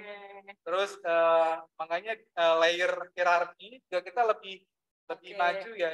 Sebelumnya paling cuman lebih dari kepala BUSDM sampai pegawai itu ada kabak, ada kasub, kan sebelumnya lagi ada misalkan ada kasubnya lagi gitu kan. Nah, baru ke pegawai. Kalau sekarang kan lebih fleksibel ya, di antara kepala BUSDM ke bawah bisa langsung tunjuk kayak kamu ngerjain ini. Oh, siap. Nah, ada pertanyaan nih Pak Dodi. Ya. Ketika kita ngomong layer, itu nilainya 50. Enggak, ini yang sebelumnya. Sebelumnya. Iya kan, akhirnya jadi 20. Berarti ini yang harus kita perbaiki sehingga harus jadi 20. Gitu ya, itu tujuannya. Tapi fleksibel sama matris kan udah 100 itu Pak Studi. Iya, nah itu kenapa? Kenapa 30? Saya tidak terima itu. Jadi di rumus ini nilainya itu rumus. Ini ada rumusnya. Jadi rumus aplikasi gitu. Enggak seru. Feeling aja. Nah, ini tinggal ditambah-tambahin, pokoknya nilainya nggak boleh lebih dari 100. Oh gitu. Jadi misalkan 20, 10, 20, 50 yang merah dia, kan jumlahnya 100 kan. Nah, yang hijau juga itu nggak boleh lebih dari 100. 30, 30, 20, 20. 6, 7, 8. 20 ada yang hitam tuh. Ya maksudnya 20 itu dia nggak berubah gitu karena yang kita layani tetap sebagai pegawai BRIN. Pasar yang sama market. Cuman matriks lebih kolaboratifnya kalau dulu kan Nah, ini yang terkait tahapan psikologisnya memang pasti akan ada ya antara sebelum ketika kita menjalani dan setelah. Ya ini memang resistensinya yang sebelumnya mungkin nyaman, aman, kan? Terus ketika dalam masa perubahan kayak sekarang bukan khawatir, gak nyaman, cemas, ya macam-macam lah kayak sekarang nih. BRIN baru nih, pegawainya pasti ya merasakan itu. Tapi semoga enggak lah. Kita bisa terima lagi dan kita nyaman. Ya udah jalanin dulu aja gitu kan. Semoga nggak lama karena BRIN juga baru 2 tahun. Jangan sampai tahun kelima juga capek. Maksudnya apa tuh? Tolong jangan diperjelas. Semoga capek Mas Dodi. Saya setuju perubahan itu capek. Makanya saya bilang jangan. Ya, ini doa saya sih. Oke. Ya, next. Dulu Mas Dodi. Oh iya. Biar cepat selesai. Masih lama waktu kita ya. Itu juga belum ada yang nanya. Saya lihat kolom chat sama yang usah, ini kayak udah pada ngerti. Udah mau semua nanya lah. Pada aktifin Zoom-nya tapi pergi kemana gitu. Ini kan selesai makan siang ngantuk-ngantuk gitu kan ya. Cuma ini nih, kok Mas Dodi bisa pinter banget sih menyimpulkan ininya. Apa tuh? Masalah masa psikologis orang BSDM ini menghadapi perubahan itu? Karena saya terlibat di BSDM langsung loh Mbak. Ada tuh perasaan Mas Dodi aja. Iya makanya ini kan sebenarnya psikologi ini sebenarnya bukan dari saya aja nilai ya. Maksudnya karena tugas proyek ini saya ngerjain ya saya anggap aja lah seperti ini. Gitu. Tapi saya rasa ini semua sama lah sebelum ada perubahan semua pasti senang, nyaman. Atau jangan-jangan ngambil dari upload lagi di komen-komen. Oh iya. Ada beberapa sih yang saya pikir juga gitu sih. Jadi memang di komen itu cukup menceritakan. Udah lah nggak usah diperjelas ya. Katanya yang tahu. Ya ada itu. Nah, terus ya memang kalau emang mau dihitung mungkin dari teman-teman asesor kali ya tahu kan calon asesor. Anak magang. Oh anak magang. Saya juga pengen magang loh. Cuman ke preset. Aduh, jangan dikasih Pak Rati. Nggak boleh, itu justru membatasi ya. Belum selesai tuh, action plan-nya belum jalan. Ya, ini balik lagi makanya kan ke kepala biro dan tanya mau nggak gitu kita menerapkan ini, karena pengaruhnya ya banyak gitu kan, nggak hanya tetap keluarga kita. Makanya ya udahlah, nanti ini kan di luar temuan ini kan, mau dilanjutin atau enggak itu balikan lagi ke masing-masing. Tapi ini masuk ke bagian dari action plan-nya Mas Dodi ya. ya. Betul, jadi makanya ketika nyusun KRF itu ini juga jadi pertimbangan gitu ya. kan. Nah, sempat ini juga ditanyain sama teman dari pas saya presentasi gitu ya. Ini juga ditanyain matriks yang ini nih, matriks yang sebelah kiri nih, ditanyain sama teman dari Afrika. Kok strukturnya jadi lebih singkat sih kamu? Karena di Afrika itu mereka cerita, mereka masih pola yang lama, yang lama ada berapa layer gitu. Jadi dari kepala brain misalkan, terus sampai ada kasut, ada lagi. Kalau sekarang dari kepala brain bisa langsung ke anak buah bahkan. Nanti mereka berbeda ke Indonesia. Ya mungkin penghapusan eselon 3 dan 4. ya itu kalau mau belajar. Ya jadi silakan silakan. Kalau ke gitu. Itu Menpan nanti jangan ke brain. Terus ya itu seperti tanya hal saya coba jelaskan. Ya udah, pulang. Dia SMP-nya udah habis? Enggak, masih ada lagi. Nah, ini sampai terakhir ini. Jadi kita harus detailin lagi terkait pekerjaan dan keberhasilan. Di sini juga sebenarnya harusnya itu ada pertanyaan asumsi yang harus dijawab, tapi saya nggak mampu ngejawab karena balik lagi harus dijelaskan dulu ke pertanyaannya apa? Jadi ini pertanyaannya ini si asumsi ini ya kita harus bisa ngejawab karena apa yang kita kerjain ini menghasilkan output yang realistis. Itu mempertanyakan apa yang kita pertanyakan. Mempertanyakan apa yang kita buat, apa yang kita kerjain gitu. Misalkan kayak gini pertanyaannya, saya lapar, saya butuh makan, saya makan, habis itu saya kenyang. Pertanyaannya, setelah saya makan, saya kenyang nggak? Ya kayak gitu, simpelnya kayak gitu. Kalau dengan makan saya kenyang, berarti itu benar. Tapi kalau misalkan saya lapar, saya tidur, setelah tidur, saya kenyang nggak? Saya kenyang nggak? Gitu. Berarti kan, masih lapar, berarti salah. Itu simpelnya. Jadi Mas Vino dituangkan ke dalam tabel ini ya? Ya, ini makanya indikatornya ini harus jelas. Kayak saya ini kan dalam 3 bulan ini ada kebijakan dikeluarkan, kan saya nggak mungkin 3 bulan mengeluarkan kebijakan, pasti akan butuh waktu atau konsultasi dulu dengan terus di sini saya ngecap lah ibaratnya 100% karyawan akan menerima manfaat yang ditargetkan dalam arti pola karirnya itu berhasil. Dan kan saya juga nggak bisa ngejam sebelum dilakukan misalkan trial coba di USDN itu misalkan ini benar-benar berhasil nggak, ini ya jujur ini ngecap aja sebenarnya ya, bentuk validasi lah ya, bentuk validasi. Makanya indikatornya ini hanya sampai indikator, belum kalau asumsi. Kemarin juga dosen pembimbing yang lain itu nanya, ini yang asumsinya belum ada. Saya pun untung dijawab sama dosen pembimbing saya. Itu di sidang ya Mas? Nah, iya makanya kan udah saya bilang. Iya. Itu dijawab. Ya, karena memang ini adalah lembaga baru dan yang mungkin bisa diterapkan dalam 3 bulan. Ada berapa dewan penanya Mas? Jadi kan pembimbing di 2 ruangan, jadi 2 tuh. Ya berarti ya hanya seininya aja. Presentasi ada pertanyaan, jawab. Gitu, makanya udahlah ini saya bilang isinya catat. Karena masih baru kita ya. Kalau realnya mengakui ini harus benar-benar detailin indikatornya. Oke. Mungkin itu aja. Nah, Mas Dodi. Makasih banyak ya. Kasih juga paparannya Mas Dodi. Tapi kita saya pamit tuh. Jadi action plan tuh Mas Dodi kan udah di Januari ya. Iya.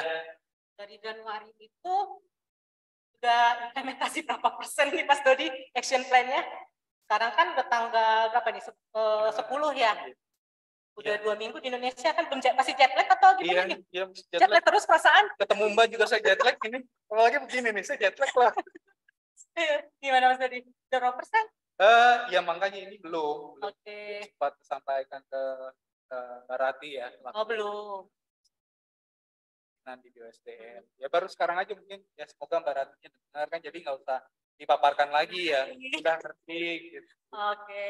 Sama, ya udah itu. Oke, ya ini Mas Dodi karena nggak ada yang nanya, yang penting kita ngobrol aja lah ya Mas Dodi. Ya udah. Chat juga kosong nih kayaknya, nggak ada yang Alhamdulillah, alhamdulillah. Oh ada nih, Pak Bawono. Oke, Pak Bawono, saya bacakan pertanyaannya izin ya Pak Mas Dodi ya. Bukan pertanyaan ini mah. Semangat pagi. Pagi. Gaya Pak Bawono ke Pak BW kan begini. Semangat pagi, saya praktek ya. Yes. Selamat untuk Bro Dodi Sumardi. Sukses berkelanjutan karirnya ya. Amin, Saat di amin. Denmark sempat main badminton sama Victor Axelsen. Gitu. Terima kasih, salam sehat dan maju terus untuk perubahan. Terima kasih Pak BW. Iya, makasih Pak BW. Ya alhamdulillah di sana nggak sempet Pak. Nggak bawa raketnya, Bapak nggak ngasih sih raketnya Pak. Coba kalau kebawain Pak, pasti saya main Pak. Oke nih tadi terkait action plan itu juga Mas kita kan ada sempat penolakan ya. Dari Danida atau dari dosen pembimbing atau dari penyelenggara deh. Itu sebenarnya kan Mas Dodi pelatihan 3 minggu. 3 minggu. Kapan tuh harus? Tadi kan ada revisi. Takutnya kan ketika datang ke sana kan Mas Dodi udah bawa proposal, ditolak nih. Penolakan tuh di pertemuan keberapa? Jadi memang di pertemuan sebelum keberangkatan kita ada pertemuan. Oh ada. Oke. Tapi itu belum melibatkan dosen pembimbing, baru melibatkan si tanahnya aja. Dia juga cerita, kamu harus buat nih masing-masing action plan. Kita sama sekali belum tahu seperti apa, terus apa ya kayak gimana bentuknya, terus ada dosen pembimbing apa enggak gitu. Kita belum tahu.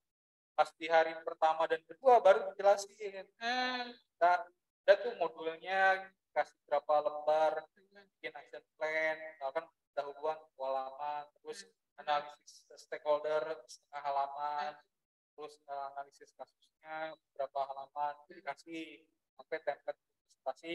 Tadinya ada guide-nya dikasih karena masing-masing individu beda-beda gitu, kayak action plan-nya ya. Nah saat di awal itu hari pertama kita udah dikasih itu langsung disuruh kerjain tuh. Ya kan waktu sebelumnya saya udah punya bahan ngobrol sama Pak Cahyo dari Direktur Lab ya.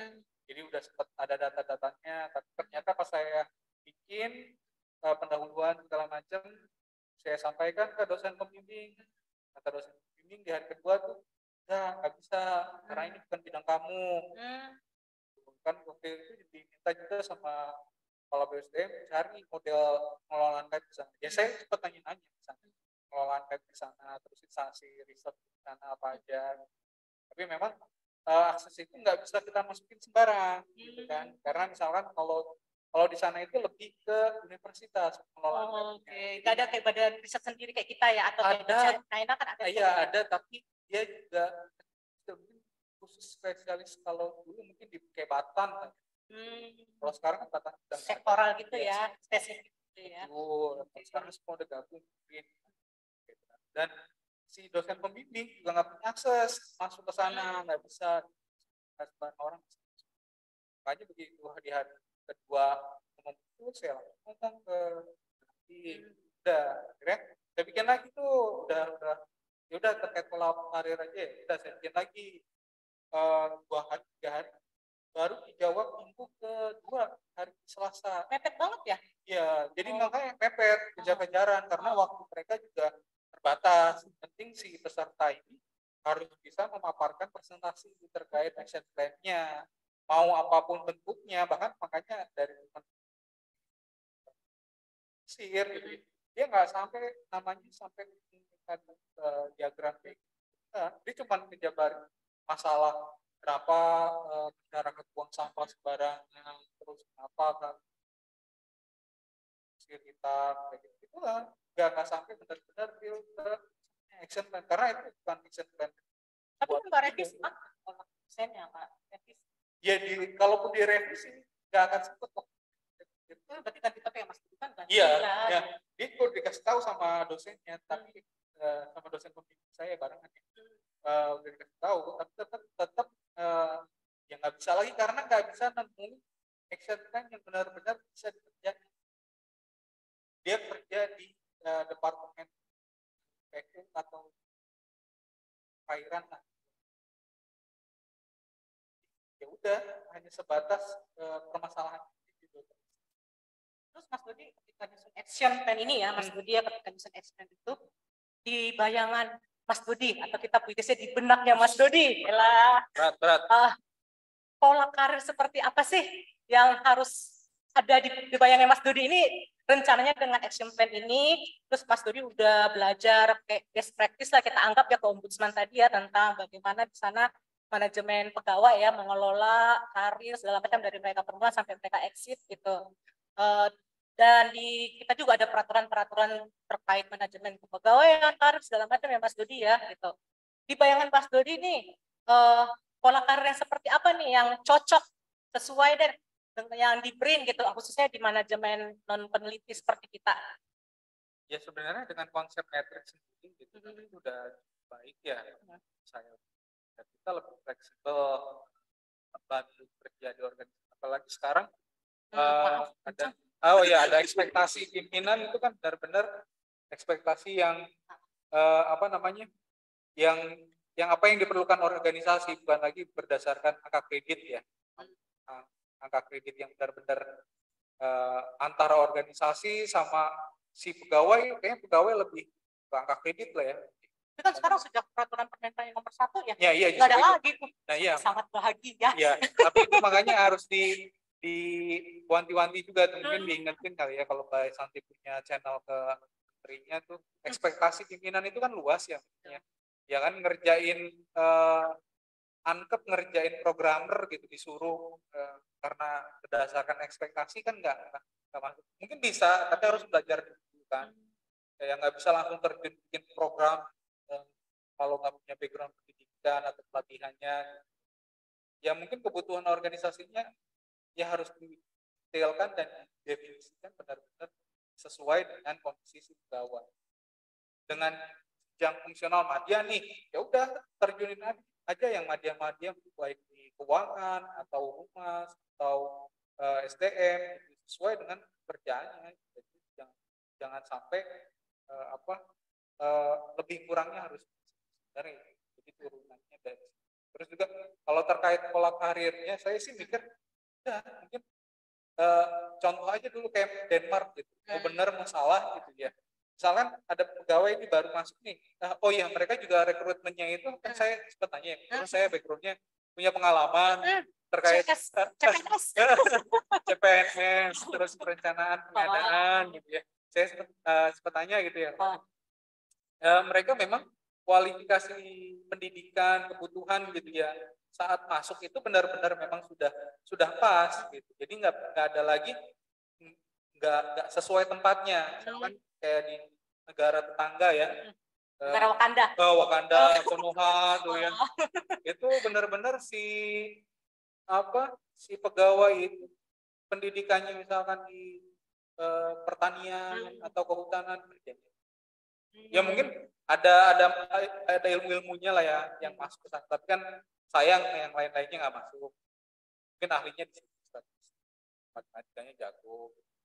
Tapi balik lagi memang sekarang ini ya semoga antara pendidikan ya, output keluaran dari pendidikan ya, itu sesuai dengan kerjaan kita awal dari situ.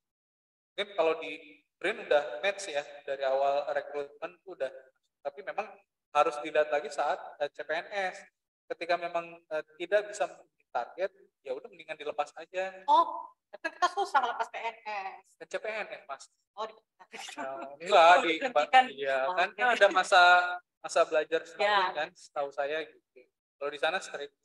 Terus juga ada masa percobaan CPNS gitu ya? Enggak nanya detail, cuman kayaknya ada. Terus juga terkait di sana ya yang tadi saya bilang gitu ya, 3 tahun itu ditanya. Ya kalau kita mungkin 4 tahun setiap naik pangkat ditanya lah ya.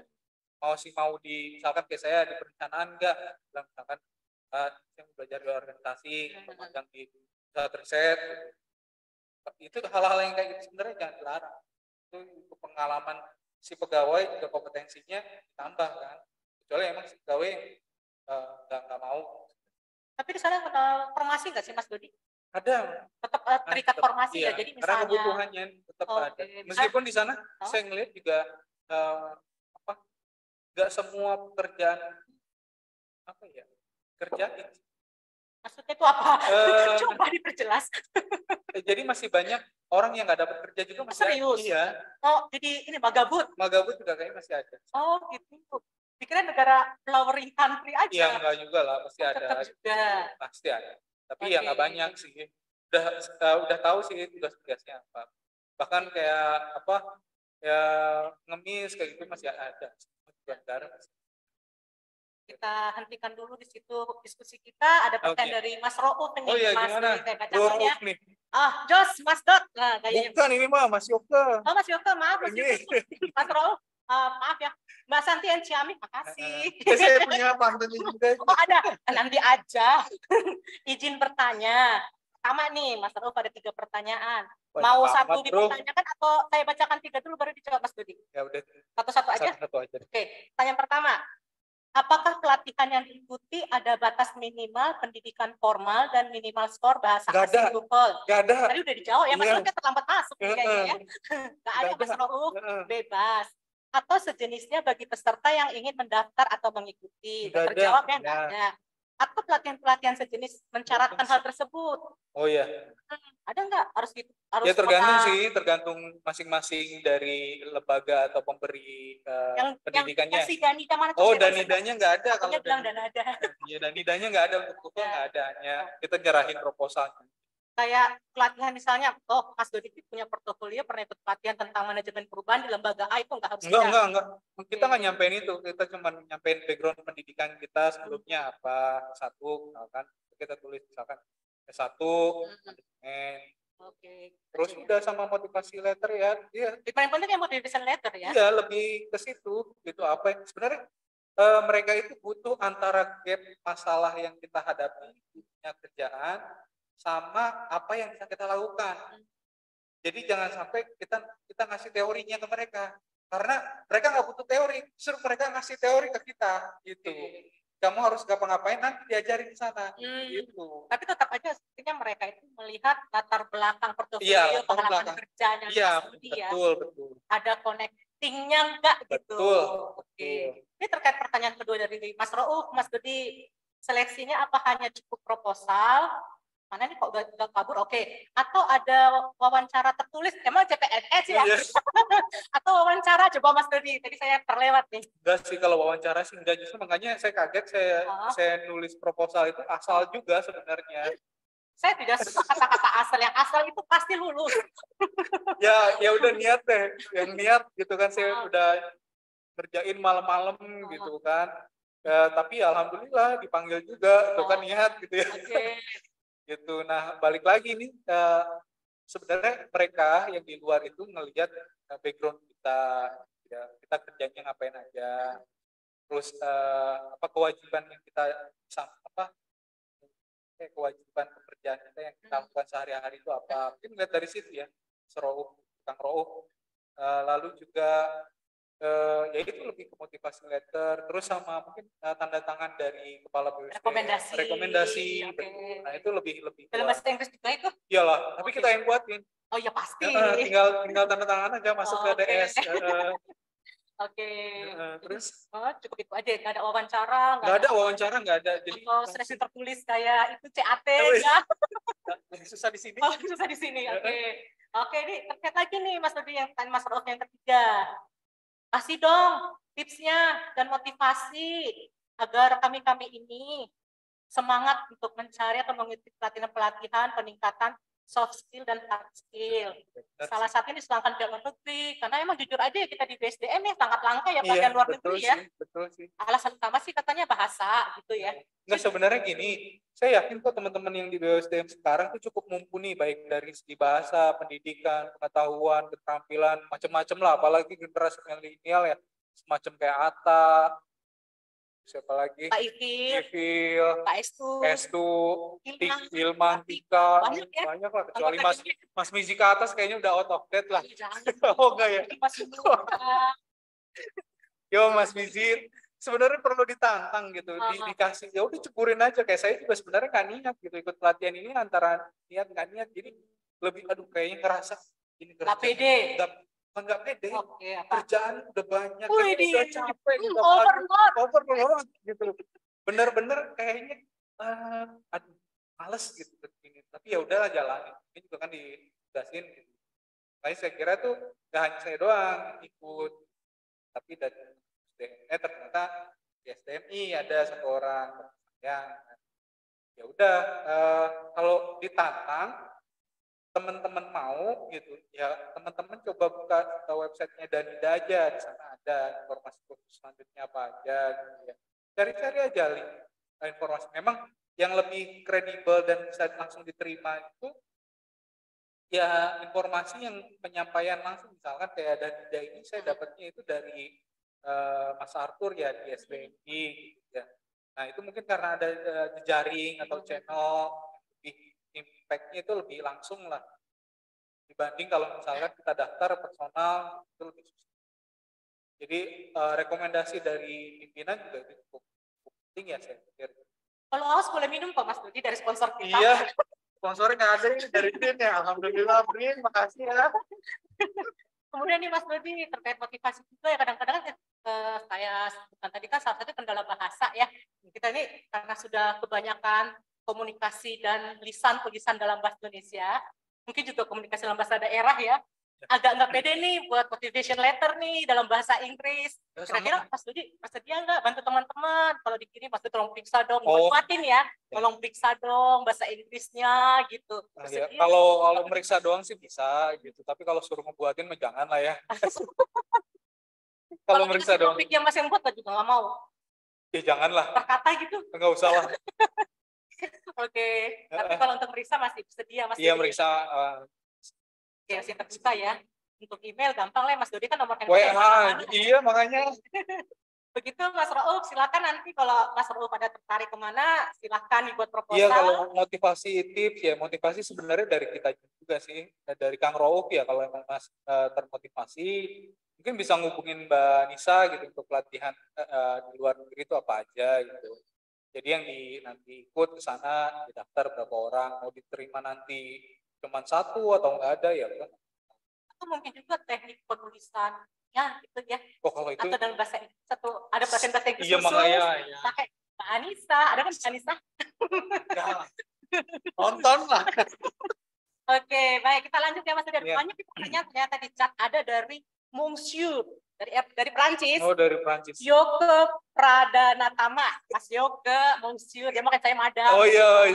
Cuat Mas Dot, gitu kan gayanya kan begitu. Nah, Mas Bro, kalau berdasarkan knowledge and experiences nih dari para expert, susah nih, dan relasi saat di Denmark, tadi kan diinfokan di awal pola karir individu tuh setiap 4 tahun ditanyain yang masih mau diskusi sekarang atau enggak gitu, atau mau pindah. Nah, untuk menuju ke situ tuh, kira-kira memungkinkan nggak ya, Mas, dalam satu biro, lingkup kecil dulu nih, misalnya di wilayah Tamrin, setiap individu pekerjaannya matriks, nggak cuma satu kursi, kira-kira mesti gimanain, Mas, supaya setiap SDM punya at least satu pekerjaan matriks. Maksudnya kok pekerjaan matriks sama. Jadi misalkan kayak Mas Santi, pekerjaan utamanya gitu ya, tapi bisa matriks sama namanya. Oke, perlu personal approach kah supaya ada kesadaran mesti top down dari pimpinan atau ada pengalaman dari sana yang bisa di-share gitu, syukur. Iya, kalau di sana sebetulnya kalau yang saya lihat memang nggak ada metrikan ya, mereka lebih konsen yang apa yang mereka ada kerjaan sekarang itu yang dikerjain. Sesuai dengan apa yang diminta organisasi. Iya, gitu. Tapi kalau misalkan mulai dari lingkup kecil dulu, dari BSDM ya ini juga tadi action planning saya juga mulai dari BSDM dulu sebagai ininya apa contohan gitu. Jadi kalau misalkan emang berjalan bagus, efektif gitu ya, itu bisa diterapkan di unit kerja lain. Atau mungkin nggak BSDM aja kali Mas Dodi, kan kita ada ya, juga bisa. di SDMI kan, ya, kita bisa. kan juga beririsan juga kampusnya ya. gitu. Ya itu balik lagi tergantung, makanya Kalau saya sih dari lingkup kecil BSDM dulu ya itu yang memungkinkan. Kalau nanti di SDM mau dipakai juga ya silakan. Atau kita kolaborasi, Mas. Ya, Jadi nanti kita bisa pindah ke SDM, SDM bisa pindah ke kita. oh ya, memungkinkan. Sebenarnya kan juga di print hal-hal yang kayak gitu. Jangan kan dari manajemen ke manajemen ya, dari manajemen ke riset atau riset ke manajemen juga memungkinkan. Tapi kan kita pakai penempatan ya. Iya, tinggal kalau ini kan enggak ditanyakan. Iya, maksudnya tinggal kalau ditanyakan kan lebih gampang. Misalkan kepala BSDM nanya, Mbak Santi mau pindah nggak ke fungsi organisasi? Mau, udah pindah kan. Kalau mau pindah ke SDMI? Iya, mau, udah pindah gitu. Oke. Ya tinggal sebaliknya aja. Makanya ini yang saya buat tadi action plan yang tadi itu adalah hanya rancangan awal aja. Itu hanya dari saya sendiri. Nggak mungkin juga itu langsung saya terapin karena saya bukan kepala biro. Saya hanya tugas membuat action plan saya seperti ini. Kira-kira nanti misalkan dari kepala biro, oh bagus nih, pakai, oh bisa nih jalanin tim, oh Mas Santi itu sekali. Tapi menurut Mas Dodi nih, dari segala masalah yang hadapi tadi di action plan itu, kalau menurut hatinya Mas Dodi nih, perkiraan pribadi, itu bisa diimplementasikan dapat running smooth itu di BSDM lah. Iya, kalau lingkup kecil, berapa tahun? Kalau saya perkirakan setahun cukup sih, Pak. Setahun cukup? Setahun cukup. Kalau emang kita benar-benar berniat, ya seperti tadi ya, perubahan itu kan nggak hanya dari satu arah.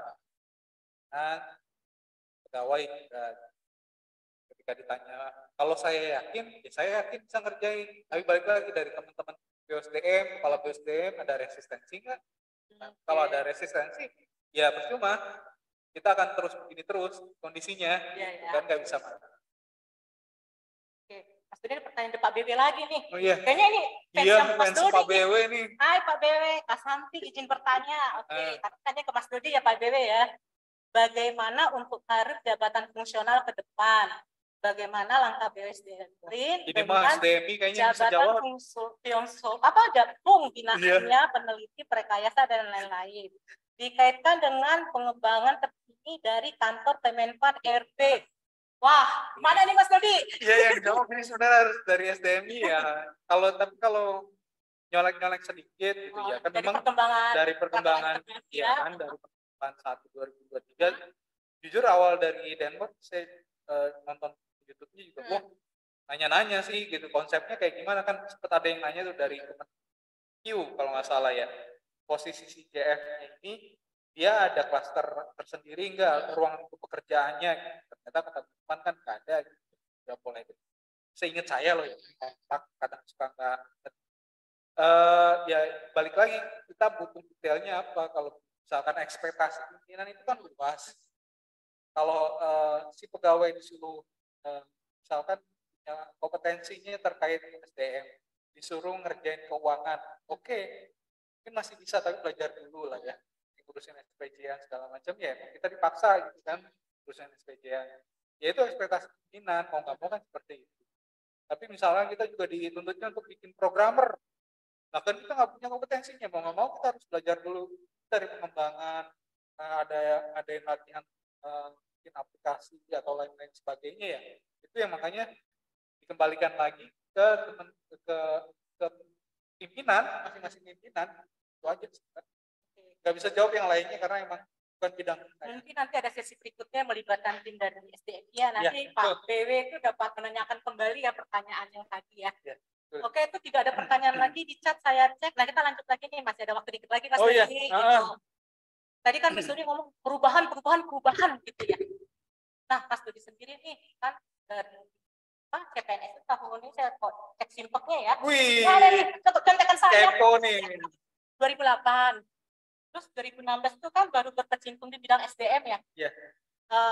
Dari 2008 sampai saat ini, dari semua perubahan, pasti kan mengalami perubahan ya Mas Dodi ya. Bisa diceritakan nggak ke audiens atau ke kita yang ada di sini, perubahan mana sih yang paling berkesan untuk Mas Dodi gitu? Waktu itu ada perubahan, Mas Dodi ini apaan sih gitu? Aku nggak mau, aku nggak terima gitu kan.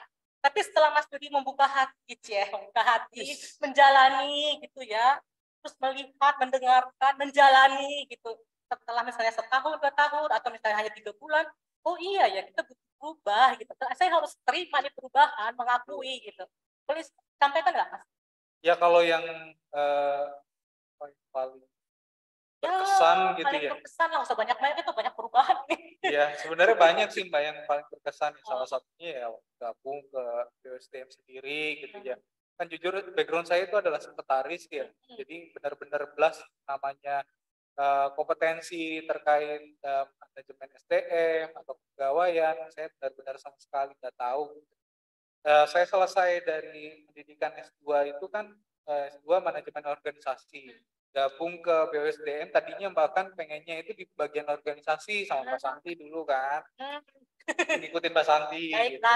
Tapi ternyata ditempatinya di pengembangan. Oh, dengan dinding dulu ya? Iya. Kan enggak beda ya? Beda. Oh, beda. Sama tapi ujungnya. Nanti Nah, itu ya pengalaman yang awal yang tadinya hektik terus tiba-tiba bingung nih ngerjain apaan.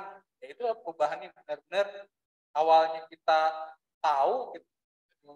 Jadi nggak tahu kan tadi kayak tadi metrik yang tadi ya cara yang saya nyaman di zona sekretariatan gitu ya terus memaksakan pindah karena kayaknya udah harus belajar lagi nih yang baru nih putuskan pindah ke BUSDM belajar lagi gitu itu kan ngebuat diri kita nggak nyaman gitu kan dari situ akhirnya ya kan nggak nyaman karena lingkungan baru teman-teman baru gitu meskipun ada yang udah kenal terus juga ya pengalaman pasti baru ya udah jalanin aja mau nggak mau kan emang itu udah perubahan kayak sekarang lah yang BRIN kita gabung nih BRIN dari 5 entitas plus kita gabung ya punya pengalaman beda-beda saya ketemu Mas Gizi, Atta, terus Ivil dari lain-lain gitu kan ya semua punya karakteristik budaya organisasi beda-beda gitu juga menarik gitu dan kalau ditanya misalkan kayak tadi ditanya kalau bisa beri jangan bubar lah ya udahlah ya, kita jalanin aja dulu ya kita perbaikin lah kita sebagai agent of change lah masing-masing kita ini agent of change gitu jadi jangan ngelihat agent of change itu di pimpinan aja jadi hal yang terkecil yang bisa kita lakukan saat ini itu apa misalkan kayak saya kemarin disuruh jadi koordinator perencanaan ya udah kayak penempatan terus CPNS ya syukurnya dibantu juga sama teman-teman di BUSDM dan lain-lain ya udah mau salah mau benar ikut jalanin aja dulu gitu tapi tetap yang namanya komunikasi dengan pimpinan arahan itu perlu jadi jangan sampai harus aktif ya aktif karena apa yang kita lakukan kalau salah gitu ya tanpa ada komunikasi dengan pimpinan itu lebih salah kalau bagi saya makanya teman-teman yang jadi koordinator saat ini ya udah selanjutnya ada kerjaan apa segala macam pastinya dong yang namanya ide itu tarain aja gitu tapi sampaikan ke pimpinan baiknya gimana kan SK penempatan salah terus dan ya wajar lah kita masih dalam penggabungan merger perubahan budaya kerja kalau ada resistensi selama saya masih bisa menghadapi saya coba tanggapi tapi kalau sampai melibatkan keluarga segala macam itu saya nggak suka kerjaan ya di kantor ada masalah ke rumah. Saya tertarik tuh ketika Mas Budi Prali ada kesekretariatan pimpinan ke BSDM itu kan yang saat itu kan tadi Mas Budi ada perubahan banyak ya. Iya banyak banget Mbak. Kenalin temen. Itu tadi mengelola diri Mas Dodi itu bagaimana menghadapi perubahan itu kan baru skala kecil, lagi yang print secara organisasi ya. Ya sebenarnya balik lagi ya itu kan adalah kemampuan kita beradaptasi ya. Manusia itu kan selalu beradaptasi ya. Saat kita bangun hidup kita harus beradaptasi dengan lingkungan kita sekitar. Maksudnya rumah itu kan unit organisasi terkecil ya.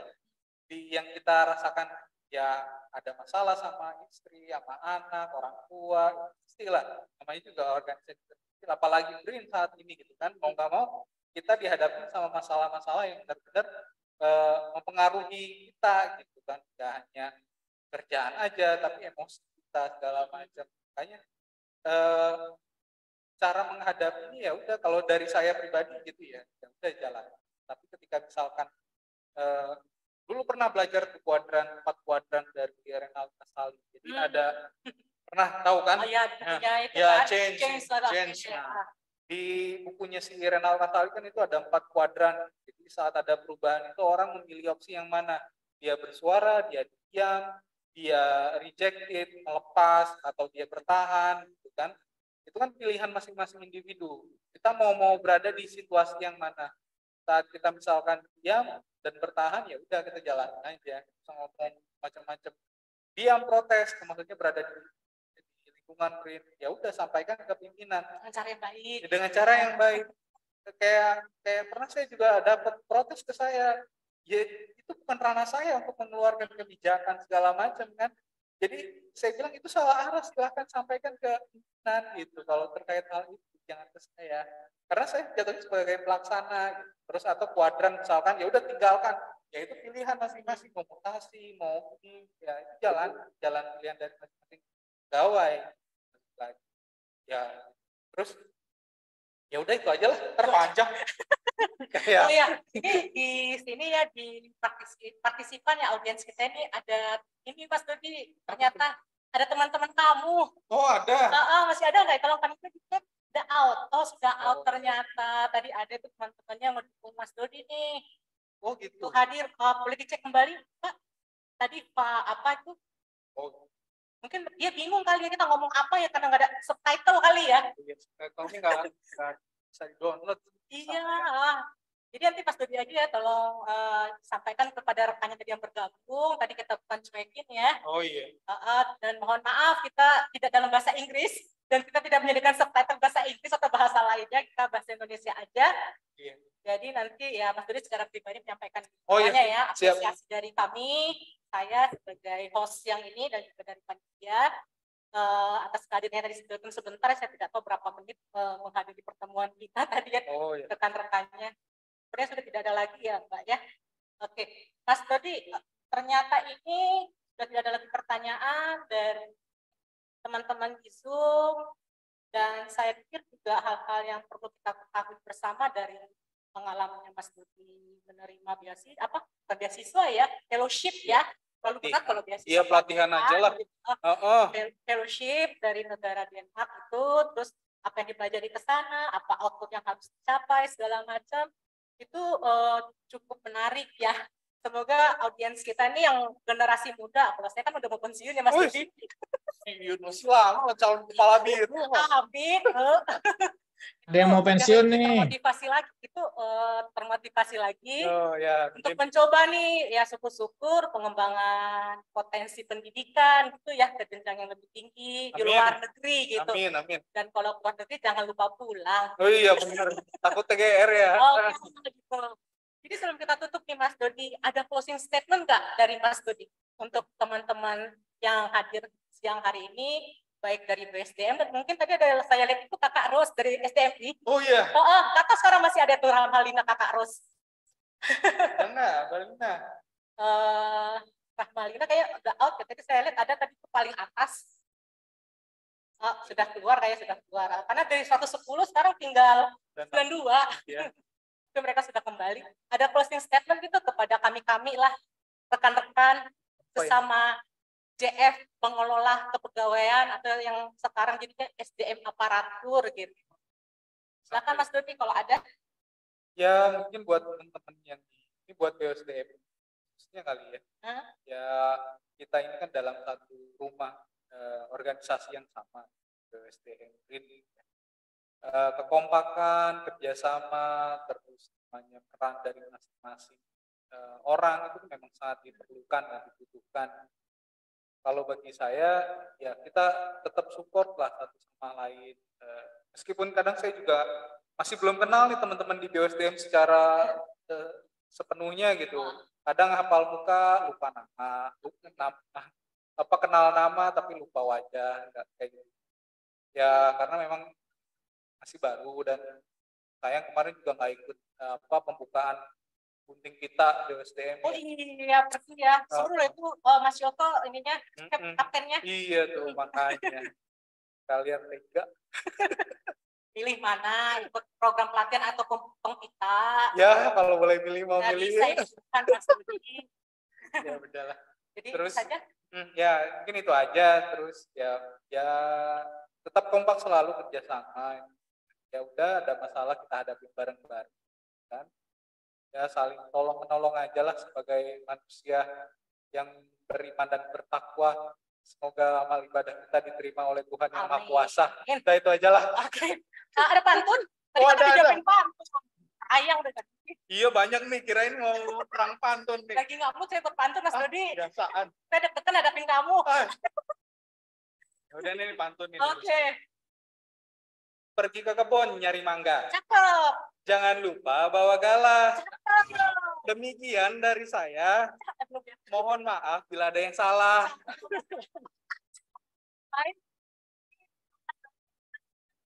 Akhirnya juga teman-teman yang hadir offline ya. Ya, Di makasih. studio mininya BSDM, nggak nyangka punya. Terima kasih banyak untuk panitia. Untuk pertemuan kita siang, itu udah sore hari ya Mas Dodi ya. Kirain cuma sejam loh ini. Menarik topiknya dan Anda juga menarik. Saya juga punya pantun buat Mbak. Oh ya silakan. Coba saya dengarkan. Jalan-jalan ke pasar pagi. Cakep. Jangan lupa beli kecapi. Wah cakep. Selamat sore Kakak Santi. Iya cakep. Kok sore ini cihuy sekali. Cakep. Emang saya begitu Mas Dodi. Makasih Mas Dodi. Kayaknya saya malam ini nggak bisa tidur nih. Mau lagi? Nah, cukup. Nanti saya gumoh. Baik Mas Dodi, tadi dengan segala obrolan kita dari hampir 2 jam ya, saya lihat jamnya sekarang udah hampir jam 4 sore. Iya. Itu banyak hal ya, Mama disampaikan presentasi dari proses bagaimana mencari fellowship-nya, bagaimana kegiatan-kegiatan di sana, sampai action plan, mendapat penolakan, terus eduwisatanya ya, segala macam yang menarik ya eduwisata ya. Betul.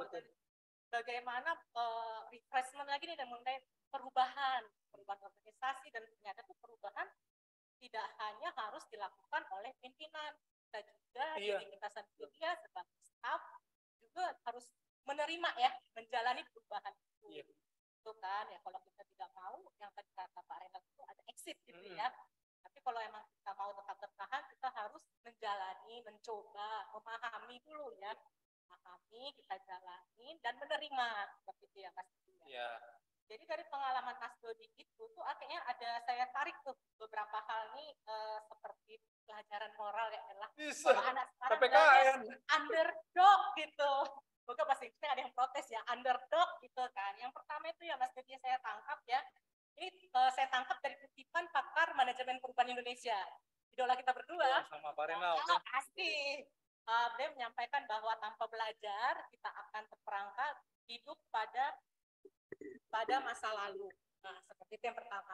Dan yang kedua tuh dari yang Mas Dodi sampaikan tadi, hal-hal yang kita anggap aneh pada hari ini, mungkin besok akan menjadi biasa aja. Jadi misalnya nanti action plan-nya Mas Dodi dilaksanakan nih, hai Mbak Rati. Ada di action plan-nya belum dikerjakan, Mbak. PR-nya belum kelar, Mbak. Jadi Mas Dodi itu akan melakukan yang hal aneh, dianggap orang aneh. Tapi tadi Mas Dodi membayangkan atau berharap dengan keanehan yang akan kita hadapi dari pengaturan pola karir di BRIN atau di BSDM, itu setahun ke depan seperti kata Mas Dodi tadi itu bukan yang hal aneh lagi, malah membantu kita untuk lebih rajin lagi berkinerja ya, bekerja gitu, mengurangi magabut gitu ya. Iyalah, maksudnya kan kita udah dibayar ya. Gitu kan. Oke. Berikan performa terbaik. Yes, ya. Terus buat bangsa dan negara tercinta. Amin. Yakin Mas Dodi? Ya amin gitu kan. Kemudian itu tadi Mas Dodi juga menyampaikan mengeluh ya dengan perubahan itu sebenarnya bukan solusi gitu kan. Kita bisa sih mengeluh gitu kan. Siapa sih yang tidak mengeluh gitu, tapi keluhan kita itu sebenarnya ketika menghadapi perubahan itu bukan solusi ya. Karena yang paling penting itu ketika kita menghadapi perubahan adalah bagaimana nih sikap kita, perilaku kita itu untuk mencari tahu apa sih yang dapat saya lakukan terhadap perubahan-perubahan tersebut gitu kan ya Mas Dodi ya. Dan yang terakhir itu saya dapat dari Mas Dodi itu perubahan itu belum tentu membuat sesuatu sebenarnya menjadi lebih baik dengan adanya resistensi tersebut kan. Tapi perubahan itu tidak akan ada pembaharuan jika tidak ada kegunaannya atau kegiatan perubahan. perspektif Mas Dudi ya. Iya, betul. Sangat dalam Mas Dudi. Wih, luar biasa dalam sekali. Sekali ya. Biarpun topik perubahan ini sudah dari puluhan tahun, kalau kita ngomong perubahan nggak ada putus-putusnya ya Mas Dudi ya. Jadi baik rekan-rekan sekalian, demikian Mbak. Oke, sebelum kita tutup acara kita podcast kita ini, kami minta Mbak Ratih mungkin ada hal-hal yang ingin disampaikan kembali atau mau menutup juga boleh Mbak Ratih. Saya kayaknya sudah pengen iklan-iklan pariwara bentar. Silakan Mbak Ratih. Kalau aku tutup gitu rasanya jadi apa? Jadi formal gitu. Padahal kan kita ini acaranya semi formal ya. Jadi udahlah nanti ditutup Kakak Santi saja. Tapi intinya ini Mas Dodi nih mengawali acara kita ya. Semoga teman-teman semua terinspirasi dari apa yang disampaikan hari ini dan yang lain. Ayo dong kalau sekiranya punya pengalaman menarik, punya pengetahuan yang berbeda dengan yang lain, nanti akan kita review apakah memungkinkan untuk tayang pada episode-episode selanjutnya. Tapi intinya tadi ya seperti yang sudah disampaikan saya di awal maupun Mas Dodi, Mbak Santi, perubahan itu keniscayaan. Jadi memang tidak akan ada berakhir sampai dunia ini juga berakhir ya. Jadi kita terima saja setiap perubahan itu. Kalau dulu zamannya Pak Harto itu ojo gumunan gitu ya. Perubahan itu kita jangan apa namanya? Gumunan itu bahasa Indonesianya apa ya? Jangan terkaget-kaget gitu ya dengan perubahan. Kita harus cepat segera move on untuk mengikuti perubahan. Kalau nggak mau tertinggal. Jadi itu saja. Mungkin Mbak Kakak Santi sama Mas Dodi, terima kasih atas siang sampai sore yang cukup ramai ini ya. Dan terima kasih juga teman-teman yang masih setia ada di link Zoom ini. Terima kasih.